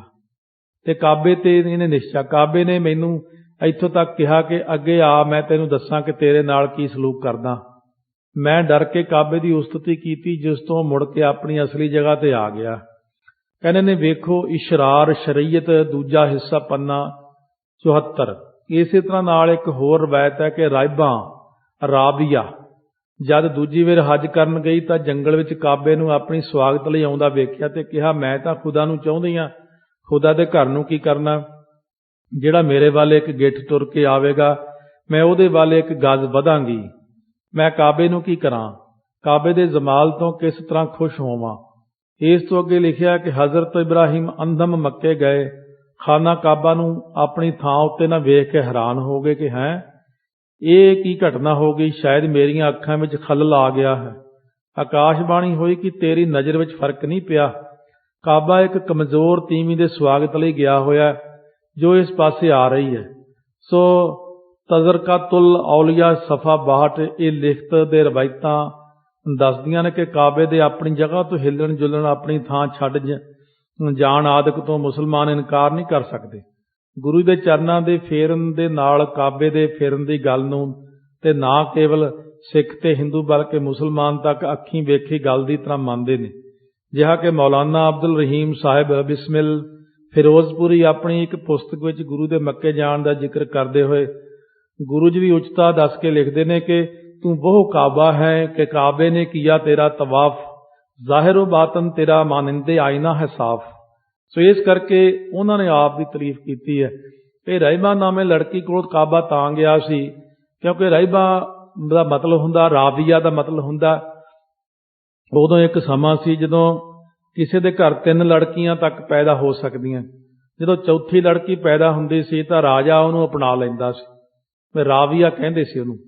ਉਹ ਇਸ ਕਰਕੇ ਅਪਣਾਉਂਦਾ ਸੀ ਵੀ ਇਹ ਲੜਕੀ ਦੀ ਸ਼ਾਦੀ ਮੈਂ ਕਰਾਂ, ਘਰਦਿਆਂ ਤੇ ਬੋਝ ਨਾ ਆਊਗਾ। ਹਰ ਇੱਕ ਚੌਥੀ ਲੜਕੀ ਰਾਜਾ ਅਪਣਾ ਕੇ ਉਹਦਾ ਨਾਮ ਰਾਬੀਆ ਰੱਖਿਆ ਜਾਂਦਾ ਵੀ ਇਹਨੂੰ ਰਾਜਾ ਹੀ ਵਿਆਹੇਗਾ। ਇਸ ਤਰ੍ਹਾਂ ਕਰਨ ਦੇ ਨਾਲ ਜਿਹੜੀ ਇਹ ਰਾਬੀਆ ਸੀ ਲੜਕੀ ਤੁਰੀ ਜਾਂਦੀ ਸੀ ਰਸਤੇ ਵਿੱਚ ਕਾਬੇ ਨੂੰ, ਤੇ ਜਦੋਂ ਇਸ ਨੇ ਦੇਖਿਆ ਕਿ ਇੱਕ ਥਾਂ ਤੇ ਖਜੂਰਾਂ ਲੱਗੀਆਂ ਖੂਹ ਹੈ, ਉੱਥੇ ਇੱਕ ਕੁੱਤੀ ਸੂਈ ਹੋਈ ਸੀ, ਛੋਟੇ ਛੋਟੇ ਬੱਚੇ ਵਿਚਾਰੀ ਬਿਲਕ ਰਹੇ ਸੀ, ਕੁੱਤੀ ਵੀ ਰੋ ਰਹੀ ਸੀ, ਮੇਰੇ ਬੱਚੇ ਮਰ ਜਾਣੇ ਪਿਆਸੇ।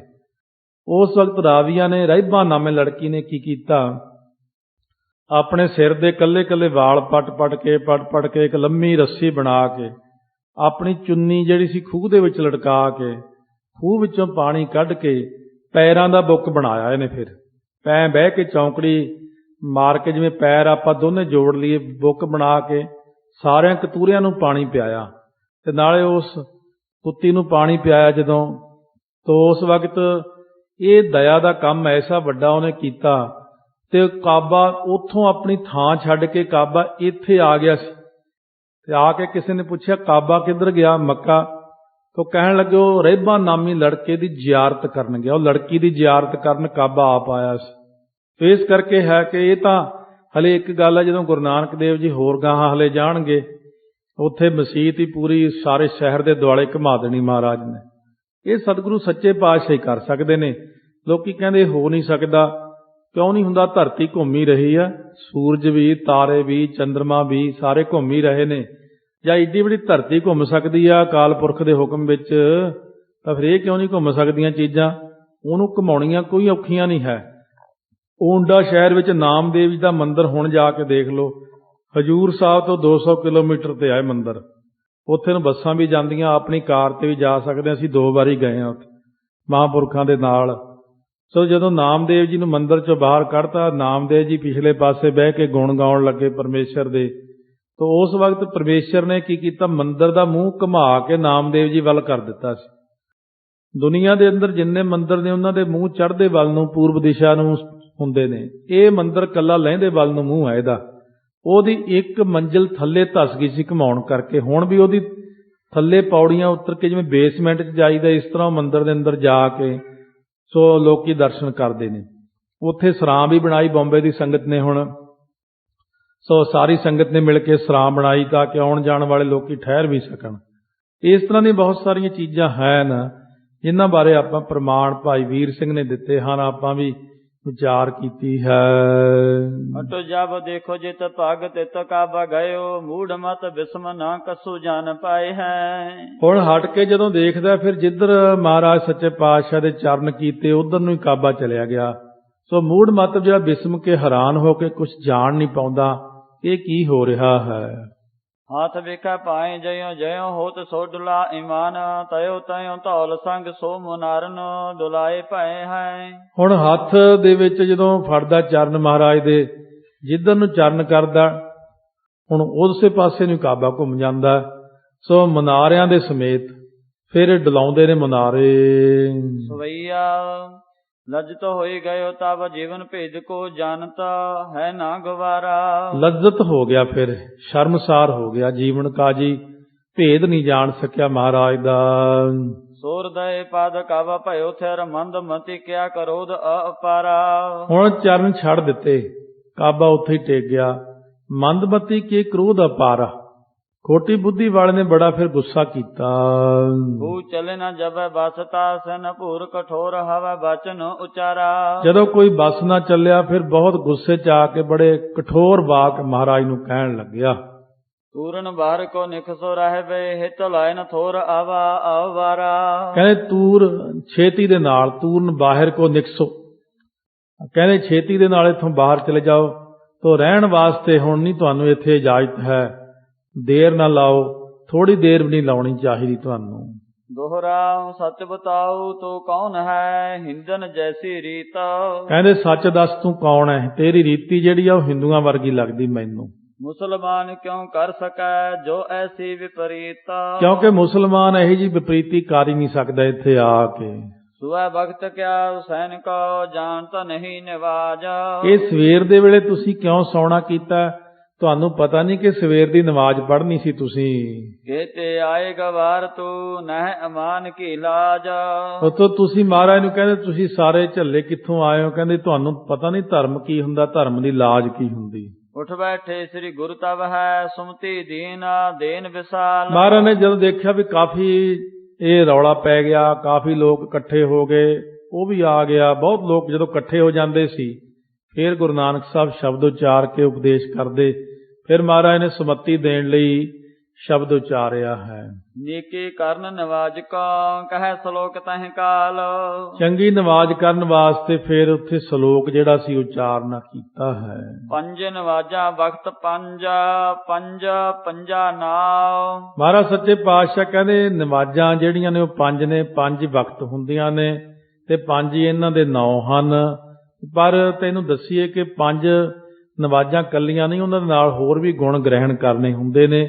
ਕਿਉਂਕਿ ਜਦੋਂ ਖੁਦਾ ਦੁਨੀਆ ਤੇ ਆਇਆ, ਪਰਮੇਸ਼ਰ ਆਇਆ, ਆਰਾਮ ਆਪ ਪਰਮੇਸ਼ਰ ਆਇਆ, ਉਹਨੇ ਦੁਨੀਆ ਦੇ ਹਰ ਧਰਮ ਦੇ ਬੰਦੇ ਨੂੰ ਹੀ ਸਹੀ ਰਸਤੇ ਲਾਇਆ।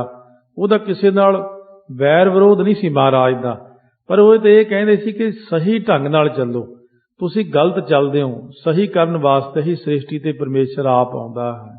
ਪਹਿਲਾ ਸੱਚ ਹਲਾਲ ਦੋਏ, ਤੀਜਾ ਖੈਰ ਖੁਦਾਏ। ਕਹਿੰਦਾ ਪਹਿਲੀ ਨਮਾਜ਼ ਤਾਂ ਇਹ ਹੈ ਬਈ, ਸੋ ਜੀਵਨ ਕਾਜੀ ਸੁਣ, ਸੱਚ ਬੋਲਣਾ ਚਾਹੀਦਾ ਬੰਦੇ ਨੂੰ ਤੇ ਸੱਚਾ ਨਾਮ ਜਪਣਾ ਚਾਹੀਦਾ। ਦੂਜੀ ਜਿਹੜੀ ਆ ਹਲਾਲ, ਹੱਕ ਹਲਾਲ ਦੀ ਚੀਜ਼ ਖਾਵੇ ਬੰਦਾ, ਦੂਜੀ ਨਮਾਜ਼ ਇਹ ਵੀ ਹੈ ਕਹਿੰਦੀ ਆ। ਤੀਜਾ ਜਿਹੜੀ ਆ ਖੁਦਾ ਤੋਂ ਖੈਰ ਮੰਗੇ ਨਾਮ ਦੀ। ਚੌਥੀ ਨੀਅਤ ਰਾਸ ਮਨ ਪੰਜਵੀਂ ਸਿਫਤ ਸੁਨਾਈ। ਚੌਥੀ ਨੀਅਤ ਰਾਸ ਮਨ ਪੰਜਵੀਂ ਸਿਫਤ ਸੁਣਾਏ। ਕਹਿੰਦੀ ਚੌਥੀ ਤਾਂ ਇਹ ਹੈ ਕਿ ਮਨ ਨੂੰ ਨਾ ਠੀਕ ਰੱਖ, ਆਪਣੇ ਸਾਫ਼ ਸੁਥਰਾ ਰੱਖ। ਔਰ ਪੰਜਵੀਂ ਜਿਹੜੀ ਆ ਉਹ ਖੁਦਾ ਦੀ ਸਿਫਤ ਸੁਣਾਉਣੀ ਚਾਹੀਦੀ ਆ। ਅਸੀਂ ਤਾਂ ਇਹ ਪੰਜ ਨਵਾਜ਼ਾਂ ਮੰਨਦੇ ਹਾਂ। ਕਰਨੀ ਕਲਮਾ ਆਖ ਕੈ ਤਾਂ ਮੁਸਲਮਾਨ ਸਦਾਏ। ਸੋ ਉਸ ਵਕਤ ਕਹਿੰਦੇ ਪਰਮੇਸ਼ਰ ਦੀ ਜਿਹੜੀ ਆ ਅੱਲਾ ਦੀ ਇਬਾਦਤ ਰੂਪੀ ਕਲਮਾ ਆਖ ਕੇ ਤਾਂ ਫਿਰ ਬੰਦਾ ਮੁਸਲਮਾਨ ਸਦਾਉਂਦਾ ਹੈ। ਨਾਨਕ ਜੇਤੇ ਕੂੜਿਆਰ ਕੂੜਾ ਕੂੜੀ ਪਾਏ। ਜਿੰਨੇ ਕੂੜਿਆਰ ਝੂਠੇ ਲੋਕ ਨੇ ਉਹ ਕੂੜਾ ਕੂੜੀ ਪਾਏ, ਉਹ ਝੂਠੇ ਲੋਕ ਝੂਠ ਵਿੱਚ ਹੀ ਪਾਏ ਜਾਂਦੇ ਨੇ, ਨਰਕਾਂ ਨੂੰ ਪਾਏ ਜਾਂਦੇ। ਜੇ ਤੂੰ ਸੱਚਮੁੱਚ ਦੀ ਇਬਾਦਤ ਕਰੇ ਤਾਂ ਤੂੰ ਖੁਦਾ ਦੇ ਦਰ ਤੇ ਪ੍ਰਵਾਨ ਹੋ ਸਕਦਾ ਹੈ। ਕਵਿਤਾ ਬੈਨ ਸੋਨੇ ਐਸੇ ਬਸ ਚਲਤ ਨਾ ਕੈਸੇ ਕਾ ਸਮੂਲਾ ਭਾਖੈ ਕਾਫਰਾ ਕਹਿਓ ਕੋਫਰ ਅਲਾਵਾਈ। ਮਹਾਰਾਜ ਦੇ ਬਚਨ ਸੁਣ ਕੇ ਕੋਈ ਬਸ ਨਹੀਂ ਚੱਲਦਾ। ਕਾਜੀ ਉਸ ਵਕਤ ਜਾਂ ਮੁੱਲਾ ਜੀਵਨ ਕਹਿਣ ਲੱਗਿਆ, ਕਾਫਰ ਕਿਉਂ ਕੁਫਰ ਅਲਾਵਾਈ। ਕਹਿੰਦੇ ਕਾਫਰਾ ਕਿਉਂ ਕੁਫਰ ਬੋਲਦਾ ਹੈ। ਅੱਲਾ ਨੂੰ ਨਾ ਜਾਣੈ ਨਾ ਰਸੂਲ ਕੋ ਪਛਾਨੈ, ਕਹੂ ਆਵੇ ਅਰ ਵੰਗ ਅਬ ਤੋਕੋ ਮਾਰ ਜਾਵਈ। ਕਹਿੰਦੇ ਨਾ ਤੂੰ ਅੱਲਾ ਨੂੰ ਜਾਣਦਾ ਨਾ ਰਸੂਲ ਨੂੰ ਪਛਾਣਦਾ, ਕੋਈ ਆਵੇ ਅਬ ਰੰਗ, ਕੋਈ ਅੜਬ ਆਦਮੀ ਆਊਗਾ ਤੇ ਤੈਨੂੰ ਹੁਣੇ ਮਾਰ ਕੇ ਚਲੇ ਜਾਣਾ ਉਹਨੇ। ਸੱਚ ਮਮ ਵਾਕ ਜਾਨ ਤੂਰ ਨ ਪਿਆਨ ਕੀਜੈ, ਹਾਜੀ ਵੇਖ ਧਰਿਓ ਹਾਜੀ ਢੰਗ ਨਾ ਦਸਾਵਈ। ਮੇਰੀ ਗੱਲ ਇਹ ਸੱਚੀ ਜਾਣ ਲਓ, ਛੇਤੀ ਇੱਥੋਂ ਤੁਰ ਜਾਓ ਜੇ ਜੰਗੀ ਚਾਹੁੰਦੇ ਹੋ। ਹਾਜੀਆਂ ਵਾਲਾ ਵੇਖ ਤਾਂ ਬਣਾਇਆ, ਪਰ ਹਾਜੀਆਂ ਵਾਲੀ ਗੱਲ ਹੈ ਨਹੀਂ ਤੁਹਾਡੇ 'ਚ ਕੋਈ। ਭੇਦ ਸਭ ਜਨ ਹਿੰਦੂ ਜਨਮ ਪਛਾਨ ਤੇਰੇ ਆਇਓ, ਇਹ ਕਾਜ ਨਹਿ ਸਿਦਕ ਕਮਾਵਈ। ਕਹਿੰਦੇ ਭੇਦ ਸਾਰਾ ਤੇਰਾ ਜਾਣ ਲਿਆ ਕਿ ਤੂੰ ਹਿੰਦੂਆਂ ਦੇ ਘਰ ਜਨਮ ਲਿਆ ਹੈ, ਤੇਰੇ ਆਇਓ ਕਿਸ ਕਾਜ ਕਿਸ ਕੰਮ ਆਇਆ। ਤੁਹਾਡੇ ਅੰਦਰ ਸਿਦਕ ਤਾਂ ਹੈ ਨਹੀਂ ਇੱਥੋਂ ਪ੍ਰਤੀ, ਇਸ ਕਰਕੇ ਤੁਸੀਂ ਇੱਥੋਂ ਚਲੇ ਜਾਓ ਜੀ। ਸਵਈਆ ਔਰ ਭਾਈ ਇਵ ਤਾਹ ਕੋ ਬੋਲਤ ਆਵਤ ਕੇ ਭੇ ਪੁਨ ਔਰ ਮੁਲਾਨੇ। ਹੁਣ ਜਦੋਂ ਸਵੇਰ ਵੇਲਾ ਹੋਇਆ ਉਸ ਵਕਤ ਕੀ ਹੋਇਆ, ਉਹ ਤਾਹੇ ਕੋ ਬੋਲਤ ਉਹਨੂੰ ਬੋਲ ਰਹੇ ਸੀ। ਜਦੋਂ ਉਹ ਵੀ ਬੋਲ ਰਿਹਾ, ਹੋਰ ਮੁਲਾਣੇ ਵੀ ਉੱਥੇ ਆ ਕੇ ਇਕੱਠੇ ਹੋ ਗਏ। ਇਕ ਧੌਲਰ ਅਨਸਥਾਨ ਭਇ ਇਹ ਕਾਰਨ ਤੇ ਔਰ ਮੈਂ ਵਿਸਮਾਨੇ। ਦੇਖ ਕਰਕੇ ਧੌਲਰ ਤੋਂ ਭਾਵ ਕਾਬਾ, ਇਹ ਹੋਰ ਹੀ ਥਾਂ ਕਾਬਾ ਹੋ ਗਿਆ। ਅੱਜ ਸਾਰੇ ਜਾਣੇ ਬੜੇ ਆ ਕੇ ਹੈਰਾਨ ਹੋਏ, ਇਹ ਕਾਬਾ ਕਿਹੜੇ ਪਾਸੇ ਨੂੰ ਹੋ ਗਿਆ ਹੈ। ਮਿਲ ਬ੍ਰਿੰਦ ਭਾਏ ਇੱਕ ਠੌਰ ਜਵੈ ਤਬ ਜੀਵਨ ਜਾਏ ਕੈ ਬੈਨ ਬਖਾਨੇ। ਜਦੋਂ ਸਾਰੇ ਜਾਣੇ ਮਿਲ ਕੇ ਇੱਕ ਥਾਂ ਹੈਰਾਨਗੀ ਵਿੱਚ ਇਕੱਠੇ ਹੋਏ ਤਾਂ ਜੀਵਨ ਨੇ ਜਾ ਕਰਕੇ ਸਾਰਿਆਂ ਨੂੰ ਕਿਹਾ ਹੈ, ਇੱਕ ਕਾਫਰ ਰਹਿਣ ਕੋ ਸੈਨ ਕੀਏ ਪਗ ਕਾਬੇ ਦਿਸਾ ਆਪਣੇ ਠਹਿਰਾਨੇ। ਇੱਕ ਕਹਿੰਦੇ ਕਾਫਰ ਆ ਕੇ ਇੱਥੇ ਸੁੱਤਾ ਹੈ ਰਾਤ ਨੂੰ, ਉਹਨੇ ਕਾਬੇ ਵੱਲ ਆਪਣੇ ਪੈਰ ਕੀਤੇ ਹਨ। ਸੋਈਆ ਮੈਂ ਬਹੁ ਬਾਰ ਹਟਾਏ ਰਹਿਓ ਜਬ ਮਾਨੇ ਨਾ ਬੈਨ ਗਹੀ ਪਗ ਦੋ। ਮੈਂ ਬਹੁਤ ਵਾਰ ਉਹਨਾਂ ਨੂੰ ਹਟਾ ਰਿਹਾ, ਜਦੋਂ ਨਹੀਂ ਮੰਨੇ ਮੈਂ ਪੈਰ ਫੜ ਕੇ ਦੋਵੇਂ। ਕੀਨ ਕਸ਼ੀਟਣ ਜੋਰ ਕੇ ਸੰਗਾ ਕਰੇ ਦਿਸ ਦੂਸਰੀ ਮੈਂ ਤਬ ਸੋ। ਮੈਂ ਉਹਦੇ ਪੈਰ ਫੜ ਕੇ ਘੜੀਸ ਕੇ ਦੋਨੋਂ ਪੈਰ ਜਿਹੜੇ ਸੀ ਘੁਮਾ ਦਿੱਤੇ ਹੋਰ ਪਾਸੇ ਨੂੰ। ਸੋ ਉਸ ਵਕਤ ਟੰਗੋਂ ਪਕੜ ਘੜੀਸਿਆ ਫਿਰਿਆ ਮੱਕਾ ਕਰਾ ਦਿਖਾਰੀ। ਭਾਈ ਗੁਰਦਾਸ ਦੀ ਪੰਕਤੀ ਹੈ ਇਹ। ਦੇਖਿਓ ਜਵੈ ਫਿਰ ਧੌਲਰ ਕੋ ਤਹ ਪੈਰ ਦਿਸਾ ਕੋ ਸਨਮੁਖ ਹੋਊ। ਸੋ ਇਸ ਤਰ੍ਹਾਂ ਜਦੋਂ ਮੈਂ ਫੇਰ ਦੇਖਿਆ, ਫੇਰ ਪੈਰ ਉਧਰ ਨੂੰ ਨੇ, ਕਾਬਾ ਵੀ ਨਾਲ ਹੀ ਘੁੰਮਿਆ ਹੈ। ਮੰਤਰ ਪ੍ਰਵੀਨ ਕੇ ਜੰਤਰਨ ਕੀਨ ਵਿਸਾਲ ਕਲਾ ਮੈਂ ਕਿਦੋ ਇਹ ਕੋ। ਪਤਾ ਨਹੀਂ ਹੁਣ ਇਹ ਮੰਤਰਾਂ ਵਿੱਚ ਕੋਈ ਸਿਆਣਾ ਹੈ, ਕੋਈ ਜੰਤਰਾਂ 'ਚ ਸਿਆਣਾ ਹੈ। ਜਾਂ ਕਹਿੰਦੇ ਕੋਈ ਬਹੁਤ ਬੜਾ ਕੌਤਕੀ ਬੰਦਾ ਹੈ, ਕੋਈ ਕਰਾਮਾਤੀ ਹੈ। ਇਹ ਨਹੀਂ ਮੇਰੀ ਸਮਝ ਲੱਗੀ ਇਹ ਕੌਣ ਹੈ। ਦੋਹਰਾ ਤਿਹ ਕੀ ਸੁਧਨੈ ਮੋਹ ਕਾ ਚਲਹੁ ਪਿਖੋ ਅਬ ਤਾਹੀਂ। ਮੈਨੂੰ ਉਹਦੀ ਖਬਰ ਨਹੀਂ ਕੋਈ, ਤੁਸੀਂ ਉਹ ਚੱਲ ਕੇ ਦੇਖ ਲਓ ਇੱਥੇ ਕੌਣ ਆਇਆ ਹੈ। ਹਿੰਦੂ ਜਨਮ ਕੇ ਤੁਰਕ ਕਾ ਅਬ ਲਗ ਜਾਨੋ ਨਾ ਹੈ। ਪਤਾ ਨਹੀਂ ਹਿੰਦੂਆਂ ਦਾ ਜਨਮ ਹੈ ਕਿ ਤੁਰਕਾਂ ਦਾ ਹੈ, ਹੁਣ ਤੱਕ ਮੈਨੂੰ ਤਾਂ ਸਮਝ ਹੀ ਨਹੀਂ ਲੱਗੀ ਇਸ ਗੱਲ ਦੀ। ਕਵੇਤ ਸੁਨ ਕੇ ਮੁਸਲਮਾਨ ਮਨ ਬਿਸਮਾਨੇ ਸਭ ਕਰਨਾ ਨਿਧਾਨ ਕੇ ਸਮੀਪ ਚੱਲ ਆਵਈ। ਸੁਣ ਕੇ ਸਾਰੇ ਮੁਸਲਮਾਨ ਬੜੇ ਹੈਰਾਨ ਹੋਏ ਤੇ ਕਿਰਪਾ ਦੇ ਖਜ਼ਾਨੇ ਗੁਰੂ ਨਾਨਕ ਦੇਵ ਮਹਾਰਾਜ ਦੇ ਕੋਲ ਚੱਲ ਕੇ ਆ ਗਏ। ਵੀਰ ਜੀ ਮੁਲਾਨੇ ਕਾਜੀ ਪਖ ਮੈਂ ਮਹਾਨੇ ਰੁੱਤੇ ਦੇਖ ਦੇਖ ਕਾਬੇ ਔਰ ਰਿਦਾ ਬਿਸਮਾਵਈ। ਹੁਣ ਪੀਰ ਜੇ ਸਾਰੇ ਪੀਰ ਮੁਲਾਣੇ ਕਾਜੀ ਪਖ ਮੈਂ ਮਹਾਨੇ ਹੋਤੇ ਦੇਖ ਦੇਖ ਕਾਬੇ ਔਰ ਰਿਦੇ ਬਿਸਮਾਵਈ। ਉਹ ਜਿਹੜੇ ਪੱਖ ਦੇ ਵਿੱਚ ਉਹ ਦੇਖ ਦੇਖ ਕੇ ਬੜੇ ਹੈਰਾਨ ਹੁੰਦੇ ਨੇ ਕਿ ਅੱਜ ਆਪਣੀ ਥਾਂ ਤੋਂ ਕਿਵੇਂ ਫਿਰ ਗਿਆ ਹੈ। ਬੈਠੇ ਆਨ ਚਾਰੋ ਦੇਸ ਬਜ਼ੁਰਗ ਬੋਲੇ ਤਾਵੇ ਹਿੰਦੂ ਕੇ ਤੁਰਕ ਤੁਮ ਰਹੋ ਕਹਿ ਥਾਵਈ। ਹੁਣ ਸਾਰੇ ਜਣੇ ਜਿਹੜੇ ਉੱਥੇ ਸੀ ਵੱਡੇ ਬਜ਼ੁਰਗ ਆ ਕੇ ਕਹਿਣ ਲੱਗੇ ਮਹਾਰਾਜ ਜੀ ਨੂੰ ਕਿ ਤੁਸੀਂ ਕੌਣ ਹੋ, ਹਿੰਦੂ ਹੋ ਕਿ ਤੁਰਕ ਹੋ, ਕਿਹੜੀ ਥਾਂ ਦੇ ਉੱਤੇ ਰਹਿੰਦੇ ਹੋ। ਇਤਨਾ ਮੁਸਲਮਾਨ ਕਾਵੇ ਜਿਸ ਪੈਰ ਕੀਨੇ ਸੁਨਿਓ ਗੁਰੂ ਨਾਨਕ ਸਲੋਕ ਕੋ ਅਲਾਵਈ। ਇਹ ਮੁਸਲਮਾਨਾਂ ਵਾਲੀ ਰੀਤੀ ਨਹੀਂ ਕਿ ਤੁਸੀਂ ਕਾਬੇ ਵੱਲ ਪੈਰ ਕਰਕੇ ਪੈ ਗਏ ਹੋ। ਸੁਣ ਕੇ ਗੁਰੂ ਨਾਨਕ ਦੇਵ ਜੀ ਨੇ ਉਸ ਵਕਤ ਉੱਥੇ ਸ਼ਲੋਕ ਉਚਾਰਨ ਕਰਕੇ ਸੁਣਾਇਆ ਹੈ। ਸ਼ਲੋਕ ਮਹਲਾ ਪਹਿਲਾ। ਮਿਹਰ ਮਸੀਤ ਸਿਦਕ ਮੁਸੱਲਾ ਹੱਕ ਹਲਾਲ ਕੁਰਾਨ। ਮਹਾਰਾਜ ਕਹਿਣ ਲੱਗੇ ਜਿਹੜੀ ਮਿਹਰ ਕਰਨੀ ਹੈ ਜੀਵਾਂ ਦੇ ਉੱਤੇ ਤਰਸ ਕਰਨਾ, ਕਿਸੇ ਤੇ ਮਿਹਰ ਕਰਨੀ, ਇਹੀ ਮਸੀਤ ਹੈ। ਮੁਸੱਲਾ ਜਿਹੜਾ ਥੱਲੇ ਵਸਾਉਣਾ ਇਹ ਸਿਦਕ ਹੈ, ਤੇ ਹੱਕ ਹਲਾਲ ਦਾ ਖਾਣਾ ਜਿਹੜਾ ਇਹੀ ਕੁਰਾਨ ਪੜ੍ਹਨੀ ਹੈ। ਸ਼ਰਮ ਸੁਨਤ ਸੀਲ ਰੋਜਾ ਹੋ ਮੁਸਲਮਾਨ। ਕਹਿੰਦੇ ਜਿਹੜੀ ਸੁਨਤ ਤੁਸੀਂ ਕਰਦੇ ਹੋ, ਅਸੀਂ ਤਾਂ ਸ਼ਰਮ ਕਹਿੰਦੇ ਵਿਕਾਰਾਂ ਤੋਂ ਵੈਸੇ ਹੀ ਸ਼ਰਮ ਚਾਹੀਦੀ ਆ।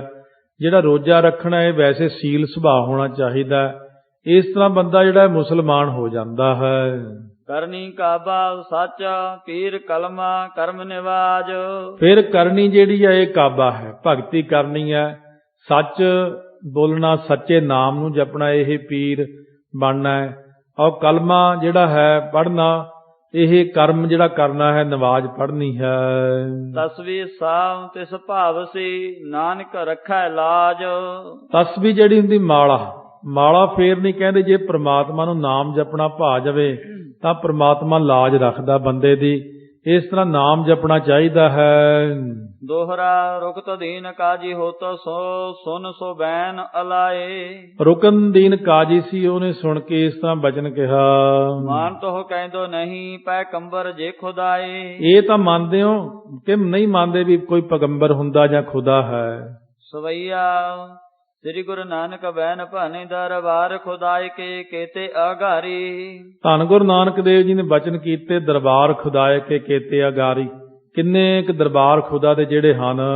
ਹੱਸੋ ਬਾਂਦੇ ਖੜੇ ਹੈ ਪੈ ਕੰਬਰਾ ਕੇਤੇ ਹੈ ਪੀਰ ਆਉ ਸੇਖ ਸਲਾਰੀ। ਕਹਿੰਦੇ ਮੈਂ ਤਾਂ ਦੇਖਿਆ ਖੁਦਾ ਦੇ ਦਰ ਦੇ ਉੱਤੇ ਹੱਥ ਬੰਨ੍ਹ ਕੇ ਪਤਾ ਨਹੀਂ ਕਿੰਨੇ ਲੱਖਾਂ ਹੀ ਪੈਗੰਬਰ ਖੜੇ ਨੇ, ਤੇ ਕਿੰਨੇ ਹੀ ਲੱਖਾਂ ਪੀਰ ਉੱਥੇ ਹੱਥ ਜੋੜ ਕੇ, ਜਿਹੜੇ ਵੱਡੇ ਵੱਡੇ ਸਰਦਾਰ ਆਗੂ, ਪਤਾ ਨਹੀਂ ਜਿੱਤਦਾਰ ਲੱਖ ਮੁਹੰਮਦਾ, ਲੱਖ ਬ੍ਰਹਮੇ ਵਿਸ਼ਨ ਮਹੇਸ਼, ਲੱਖ ਲੱਖ ਰਾਹ ਵਡੀਰੀਆ, ਸੋ ਲੱਖ ਲੱਖ ਰਾਮ ਵਡੀਰੀਆ, ਲੱਖ ਰਾਹੀ ਲੱਖ ਵੇਸ। ਉੱਥੇ ਤਾਂ ਪਤਾ ਹੀ ਨਹੀਂ ਲੱਗਦਾ ਹੈ। ਸੋ ਉੱਥੇ ਕਿੰਨੇ ਹੀ ਕਰੋੜਾਂ ਹੀ ਹੱਥ ਜੋੜ ਕੇ ਖੜੇ ਉਹਦੇ ਦਰ ਦੇ ਉੱਤੇ। ਤੇ ਮੈਂ ਤੈਨੂੰ ਕਿੰਨੇ ਕੁ ਦੱਸਾਂ ਕਿ ਪੀਰ ਪੈਗੰਬਰ ਅਕਾਲ ਪੁਰਖ ਦੇ ਹਨ, ਪਰਮਾਤਮਾ ਦੇ। ਕਿਤੇ ਹੈ ਸਿੱਖਦਾਰ ਤਾਹ ਤਿੰਨ ਕੌਣ ਗਿਨੈ ਗਿਣਤੀ ਤਿੰਨ ਭਾਰੀ।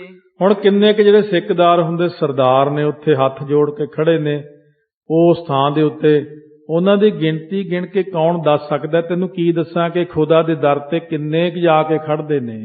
ਜੋ ਹਦੂਰ ਖੁਦਾਏ ਰਹੈ ਤਨ ਕੋ ਨਾ ਸਕੈ ਕਰ ਕੋ ਹਟਕਾਰੀ। ਜਿਹੜੇ ਖੁਦਾ ਦੇ ਹਜ਼ੂਰੀ 'ਚ ਰਹਿੰਦੇ ਨੇ ਉਹਨਾਂ ਨੂੰ ਕੋਈ ਹਟਕਾਰ ਨਹੀਂ ਸਕਦਾ, ਕੋਈ ਮੋੜ ਨਹੀਂ ਸਕਦਾ, ਕੋਈ ਰੋਕ ਨਹੀਂ ਸਕਦਾ। ਇਸ ਤਰ੍ਹਾਂ ਉਹ ਖੁਦਾ ਦੇ ਦਰ ਦੇ ਉੱਤੇ ਜਾ ਕੇ ਰੱਬ ਦੇ ਪਿਆਰੇ ਜਿਹੜੇ ਨੇ ਉਹ ਰਹਿੰਦੇ ਹਨ। ਇਸ ਤਰ੍ਹਾਂ ਗੁਰੂ ਨਾਨਕ ਦੇਵ ਜੀ ਨਾਲ ਉੱਥੇ ਚਰਚਾ ਹੋਈ ਹੈ, ਜੋ ਸੋ ਚਰਚਾ ਆਪਾਂ ਸ਼ਰਵਣ ਕਰ ਰਹੇ ਹਾਂ। ਫਿਰ ਹੁਣ ਸ਼ਰਵਣ ਕਰਾਂਗੇ ਜਾ ਕੇ ਸੋਮਵਾਰ ਨੂੰ ਸਤਿਗੁਰੂ ਮਹਾਰਾਜ ਬਖਸ਼ਿਸ਼ ਕਰਨਗੇ। ਸੋ ਮਦੀਨਾ, ਫਿਰ ਸੁਲਤਾਨਪੁਰ ਆਦਿਕ ਜਾਣਾ, ਸਤਿਗੁਰੂ ਅੱਗੇ ਜਾ ਕੇ ਫਿਰ ਹੋਰ ਸ਼ਬਦ ਵੀ ਬਖਸ਼ਿਸ਼ ਕਰਨਗੇ। ਪਿਆਰ ਸਤਿਕਾਰ ਨਾਲ ਸ਼ਰਵਣ ਕਰਾਂਗੇ।